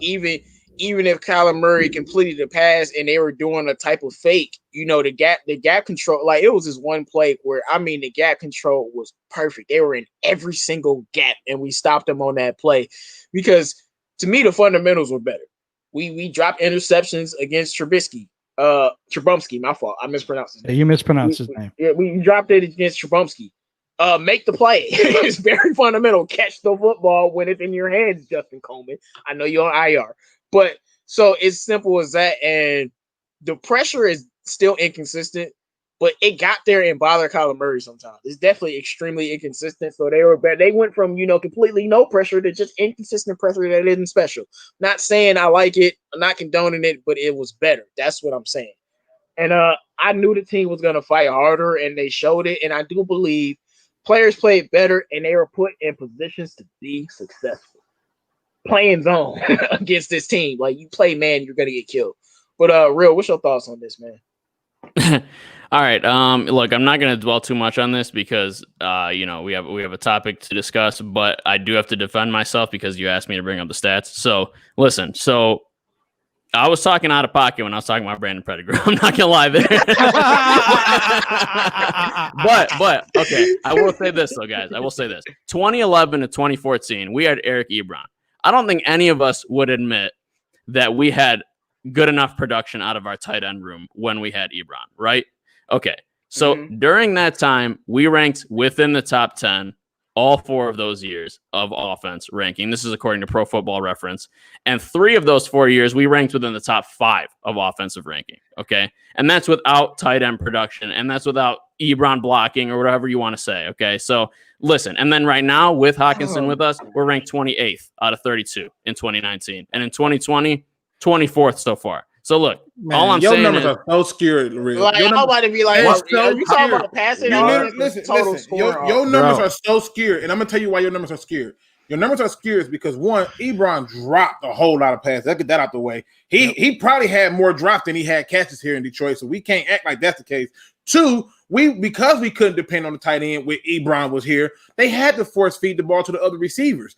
Hell, they went through a carousel. We had Schaefer. We had but that's my point, Luke. That's my point. Look, and seriously, we can move on after this. But I just gotta say, I just want to point this one thing out. All right, go ahead, man. Even if you make that point to say that, that's your point. That if you look at the teams who are succeeding, who are having success, who are winning Super Bowls, many of them have elite tight ends and good tight end play. I mean, all the way back to Peyton Manning, Tom Brady, I won't deny Patrick Mahomes. The only one who didn't have great tight end play, but it was still good enough, was Russell Wilson. And to me, he had a damn run game. So I'm just saying. Okay, let me respond to that. Let me just quickly respond, then we can move on. Look, I totally understand that. You need good tight end play in this league. But from what we are allocating from our capital, draft and money position from the cap, we are allocating more money to our tight end position than by far the league average. And that's a fact. There was an article released on Bleacher Report. You can follow that up. You can take that to the bank. We are spending way too much capital on our tight ends from the production we are getting. So we need to use them more is all I'm saying. Okay. TJ Hawkinson's great, but we drafted him way too high and we paid way too much money to Jesse James. You can say that all the great teams have great tight end play. That's true, but they didn't spend that much capital on tight ends. That's a fact. That's all I'm saying. And I would tell you, if TJ Hawkinson came up and those teams needed a tight end, they would have taken him. But Maybe that's true, man. Maybe that's true. We didn't select him too high. That man is a stud. He can't be selected too high if you're a stud, bro. Like, come on. But Same can be said about Jeff Okudah. We'll see. I mean, it's just funny. It is. It's so Same funny. can be said about Jeff Okudah. We'll see. If the Packers would have took him at 12, then the argument would have been the Lions were sitting there at 8. Why they didn't take him? It just that wouldn't be my dumbass argument. Let me tell you, I'm not mad that they took Jordan Love. What's the difference between taking a tight end at 12 and 8? No. I would not be okay with that if I was a Packers fan. We're not doing this today, y'all. You're right. Yeah, we're not doing this. We already done had this tight end combo. When TJ destroys the Saints, we'll be right back here. I told the real brothers, I'm going to be on them all year about TJ. I won't let them live it down.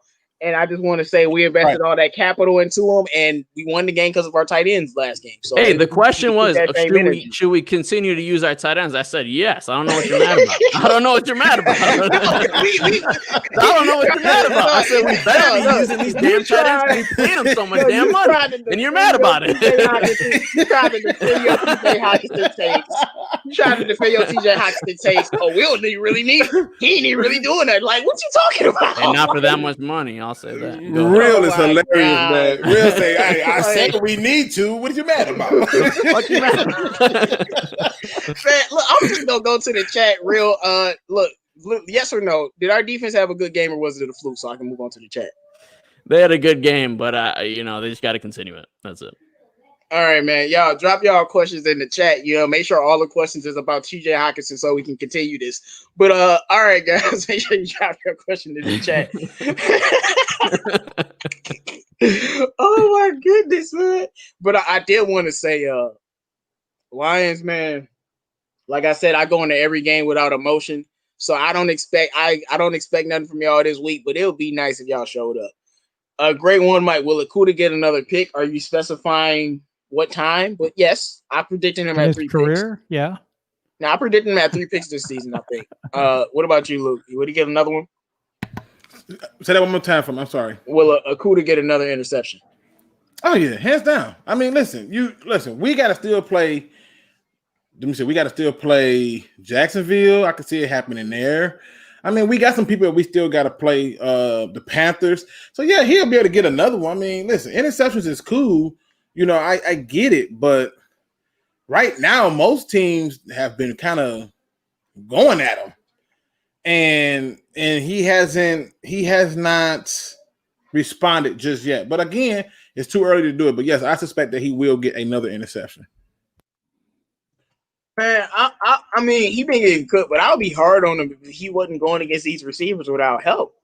Like, it is what it is. Like I said earlier, D-Hop was cooking Jalen Ramsey in his best season. Like, that's what the dude do. But regardless of all of that, who will be traded first? Galladay, Carrion, or Jared Davis? Oh, man. Jared Davis, I would say. What you think, Jim? I actually think it'd be Kerryon Johnson. Okay, I'm not surprised. Wait. The reason I'm saying it is he's playing the best out of all of them right now. That's what I think. They're not. No, I mean out of those three, because I think that I don't think they're showcasing Davis enough, and so I think Kerryon's playing the best right now. We get the most out of it. Yeah. What's your thoughts? We get the best return, is what I'm saying. Yeah, look, I wouldn't be surprised if we traded any of them, to be honest with you. But I'm going to be bold, and I'm going to say Galladay, just because he has so much value. And like you said, J-Mo, early on in the show, it's not the Patriot way to pay wide receivers. It's really not. Wide receivers come around, and to pay one is not the Patriot way, like you're saying. And we're trying to be the Patriots, so I can see it happen. It's idiotic, which is why I'm very scared, because I'm almost like 75% sure they're not going to pay him. And I hate to say it. Y'all know I've been saying pay Kenny G. But I don't think they're going to do it because they stupid. But I hope I'm wrong. But, Luke, man, who's getting traded first if any of these guys get traded? All right. Let's see. Bravo got another super chat, man. You holding it down, man. Nice. Do you think the Lions will have a chance if Patricia remains? I'm going to keep it simple. If he keep that same energy with last game, yes. But since he won't, no. What's your thoughts, Real?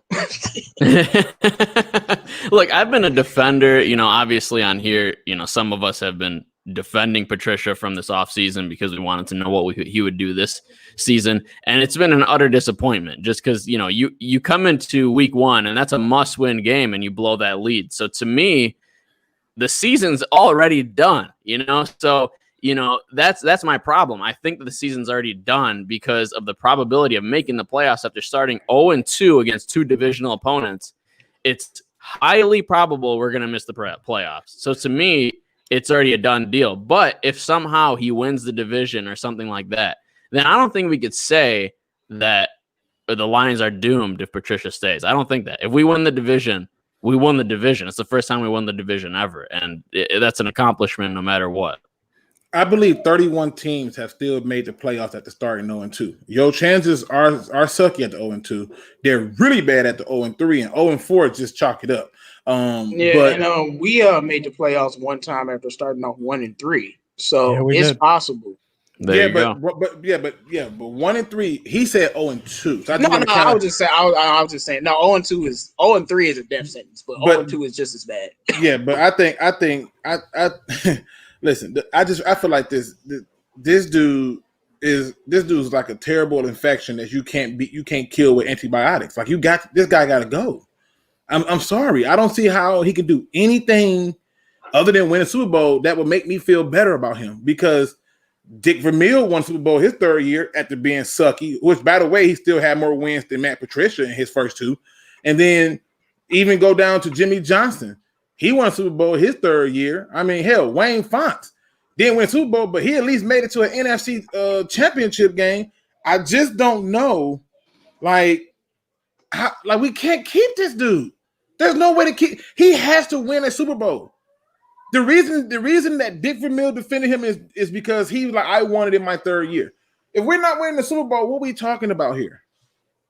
I don't care if you win a division. Devin 99, make sure you guys drop your questions in the chat. We about to wrap it up soon. Devin 99 says, does this win get Patricia a couple more games even if we lose next week?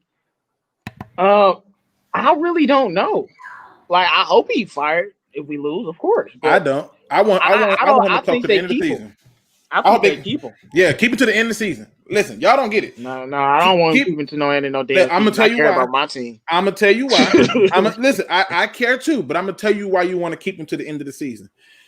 The coaches that we most likely want are not going to be available to us. Like, period. They just not, right? Like they just flat out not going to be available to us if we let them go in the middle of the season.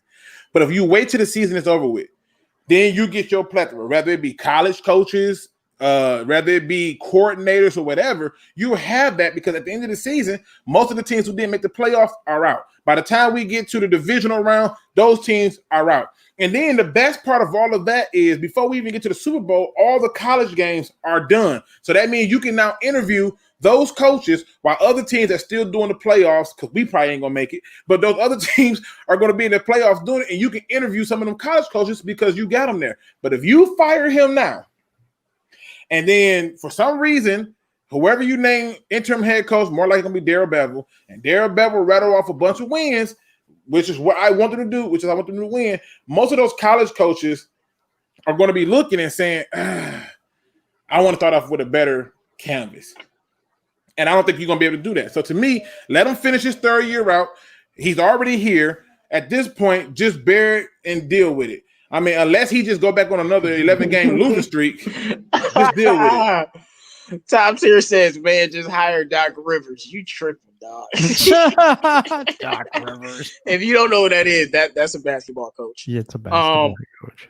No, that's hilarious, man. But I will say, I'm staying on the Jim Harbaugh to the Lions bandwagon because I want this man. He's shown me in the NFL. Y'all know I'm a huge Michigan fan, but as much as he's choked at Michigan, his quarterback is garbage. And they have always been garbage. And it's up to him to recruit good quarterbacks. But guess what you don't have to do in the NFL with QBs? At least this team. You don't have to recruit nobody. You got Stafford. So, and even one thing about Jim Harbaugh is I know whether he keeps Stafford or whatever, after he's gone, after Stafford retires, I know Jim Harbaugh can find me another QB and go win with him because of what he did with Kaepernick. So I'm all for him coming here. Looks like we got a couple more questions, and then I'm gonna wrap it up. Question for you, Luke. It says, with your standards, how long do you think it will take the Lions to be a consistently competitive team? I'll answer then. Man, I don't know. We in trouble. Like I'm saying, like we in trouble. Like my thing is, if you can't be competitive with this team, I don't know what you're gonna do unless you get a Jim Harbaugh. You know what I'm saying? Because he can come here, he can rebuild everything. But I think Bravo is being sarcastic. He says, "Do you think Stafford can coach the team?"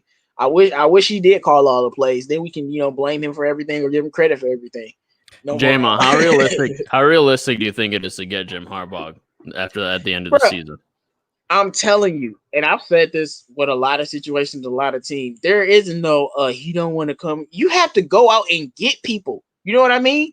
Like, you got to be like, yo, we opening up the bag, come here. And he'll be like, oh. Yeah. Like Jim Harbaugh, he's dedicated to Michigan. We know he's a Michigan guy. He has all the loyalty. He probably would never leave unless you open up the damn bag. And then he's like, well, yeah, that bag looks pretty nice. Right. You don't even have to move. You could still stay in Ann Arbor. Exactly. Because look what happened with John Gruden, man. That man was in the booth, and the Raiders was like, yo, we opening the bag up. And he $100 million going. I ain't saying paying this man $100 million, but what I'm saying is, you can go out and get these coaches. Fuck it, you can't get me to believe. No, you can't get me to believe that he'll rather be at Michigan than come to the Lions. Like, maybe because he's from Michigan. That's a Michigan guy. But why wouldn't you want to be on the Lions? I mean, if you want to rebuild the team, he can do that. But if you're looking at what we have, you could be able to do something with us. So I don't know why he wouldn't want to be here. I want to see Sheila offer some ridiculous stuff like that because it doesn't go against the cap. Right. Like, do it if you really want to win. Show the fans that you open up the bag like that. Yeah. We got Lavish Life in the building. He says, first RoundTable I've been in since before the draft. Army life, you back home, man. Glad to see you back home doing good. Yeah, man. Absolutely, man. Glad to see you back home. And thank you for your service, man. I always salute. Like this is the thing. Like, I hate to say this because I don't want to downplay it, but I always tell obviously military people, thank you for your service. But it's funny to me because before COVID came, man, I would always tell doctors, lawyers, social workers, you name it. I would tell them, thank you for your service, because this thing works with all of us doing it together. So to all of you here, to the people who clean the bathrooms, to the people who clean windows, to the people who build cars, thank y'all for your service. And as you know, just make sure that y'all stay rocking with us, man. My dad was a Marine, so my whole family's been in the military, so much respect to you, man. But my dad was a Marine as well. So okay, Jim. Yep. Okay. But Jim Harbaugh on the bus. But anyway, we had one question for you, and then I'm gonna just do the final thoughts. I think you said how long do you think it's gonna take us to win consistently with the standard that you have for us to be a competitive team? Well, how long do I think it's gonna take? Yeah, for us to be consistently competitive. He's been here 2 years and 3 games. When he gone, I'm not. He ain't talking about Patricia. I think he's talking about in general. I know when he's gone. Okay. I know. Yeah, when he's gone, I think the next head coach, like if you bring in Jim Harbaugh, I think you could see us having an improvement immediately the first season, and by the third season, I think we'll be definitely contenders. But that's with a guy like Jim Harbaugh. If you bring in some guy that's a coordinator who's never had any type of head coaching experience, you got to give him at least 4 or 5 years. You got to. So to me, the more experience, less time it takes for it to be turned around. Less experience, more time it's going to be. That's what I believe. This is a random question. Who defense is worse, Mike D'Antoni or Matt Patricia? Matt Patricia, 540 man, hands down. Yeah, like I was about to say, I don't think besides that Green Bay game that we blew them out, I don't know, man. Matt Patricia don't not give up 4 points in the fourth quarter. Like, he's the best at doing it. So this was the first game he didn't do it, and guess what? We won the game. All right, guys, we're gonna wrap it up. It was a fun show. Shout out to everybody in the chat. Jim, man, your final thoughts for the day. I'm just really happy that we won finally. And I know maybe it was a cheap win, whatever. I don't care. It's just a win. We haven't had one in 11 games, so I'm very, very happy about that. Real happy to see everybody in the chat and be a part again. So I'm just I'm very happy to be here. Thank you to everybody who is in the chat and is rocking with us tonight. Really appreciate each and every one of you. Thank you, JMO, for hosting too, and Real and Luke for being here. Thank you guys. Most definitely. You're gonna want to make sure you subscribe to Jim's channel. It's in my description, man. Road to 1,000. We trying to get him and the Real Brothers and Right or Wrong and Rachel Marie Sports. We trying to get everybody there. Make sure you guys subscribe. He been dropping some heat, man. Speaking of dropping heat, Real, man, what's good, man? So what's your final thoughts, man? Yeah, no, I just want to tag on to what Jim said, man. Thank you to everybody in the chat. You guys are amazing. You guys have always been great, always standing behind us. Love you guys. And yeah, thanks everybody on the panel. It's been awesome. Obviously, subscribe to everybody in the DSA. We got JMO to 1,000. Now it's time for Jim. Let's go. Everybody else. Right. Everybody else. Let's do it. Everybody else, yeah.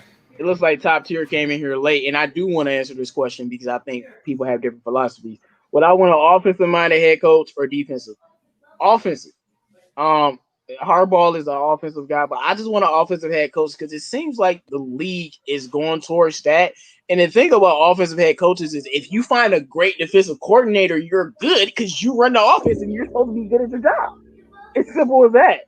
Like these Kyle Shanahans and Sean McVays, if they find a good defense, offense is going to be great all the time. And that's why you go with your OC. You just got to get the right people in. Then let me address that question in another one. I don't care if they offense or defense. I just want them to have experience. But the other question I wanted to address was from Sean Damon, who says, Luke, you give a coordinator with no head coach experience 5 years, but you want Patricia gone? I knew somebody was going to say this. I knew it. Yeah, you know why I love these type of questions, because there's always a perfect response to it. Right. Yeah, so here's the perfect response to it. Yes, I want Patricia gone, because whoever that new head coach who come in, if he's a coordinator coming in without no experience taking over this team, he's taking over a team who's hot garbage without a winning record. Patricia came to a team who had a winning record, who had been to the playoffs 2 times in that 4-year span, and then turned them into a bowl of poop that stinks, is sloppy, and it doesn't quite clean up so well. That's why. So just saying. And if that OC is Eric Bieniemy, I know, Luke, you don't want to do more projects, but I like him a lot. And and Andy Reid does call those plays, but it's proven that Eric Bieniemy calls those plays. So, but he gets 5 years. That's literally the Patricia to Andy Reid's Belichick. I don't know why we would do that. I don't know about that because, like I just told you, not Andy Reid. Bieniemy actually calls the plays. Patricia defense, like if Bieniemy got to here, our knowledge, Patricia was calling the plays. If Bieniemy got here, he was a bust. I'll tell you one thing: that offense is gonna be good. Like I guarantee you. So like that offense gonna be good, bro. Wait, J-Bo argument is if they suck, the side of the ball he responsible for it will not. Patricia's side of the ball, exactly, does. Bro. I have no doubt in my mind. Like if you don't want Bieniemy because you think you're improving, cool, but that offense gonna be good, bro. Listen, watch this right here. This gonna sound shocking. I actually agree with Real. I want no part. I want no parts of Eric Bieniemy. I want no parts of him. That's how y'all feel. But all right, man, we rambling. Time to wrap up the show. First, I got to start off with thanks for everybody joining us. Shout out to all the people in the chat. Thanks to Bravo for the super chats, but pay Kenny Galladay because I am losing my mind. Because I know y'all not gonna do it, and it's ripping me apart every single week that I happen. You know, we got a lot of things that's going on in life, but whenever I randomly think about the Lions, I'd be like, dang, I'm gonna pay Kenny. And I'm gonna have to watch him on another team. Why would y'all do this to me? Why? If you paid him a year ago, his contract wouldn't even be that high. So, Lions, y'all scaring me. Kenny Galladay, I need you to break every record imaginable. Go out, break Calvin Johnson's record so they can keep you. I know you're not capable of that, maybe, but please, because it's getting bleak, and I don't know what we gonna do. But besides that, it's a good team win. But as I said before, who cares if you win this week if you get destroyed next week? But it's good to savor the win because we don't know when we're gonna get another one. And defense played better. I hope Underling continues to call the plays. Matthew Stafford, you have to be better. O-line, stop being so inconsistent. And I don't got really else much to say besides run the damn ball so we can win some games. All right, Luke, man. Your final thoughts. Hey, as always, it's fun to talk to the sports thing. People, please do not ever take what's going on here personal. This is sports. There's going to be some form of passion to it, and it's not personal. It's just us talking sports. But my positive quote comes from me today. Yep, that's me. I was sitting up there thinking about just in general something that I had told a family member of mine, which is the sky ain't a ceiling. Yeah, that's the part of it. The sky ain't a ceiling. We too often like to say things like to the moon and back. Why we got to come back down? The sky should not be your limitations. The moment you put a cap on your limitations, then whatever it is that you thought that you could do was already done and already set up for failure. You need to find a way to gas those dreams of yours. All those things that you've been putting off, you need to find a way to put your foot on the gas and go to the sky and beyond. See, this whole to there and back, oh, I just got to get here, this small baby steps. Take a huge leap.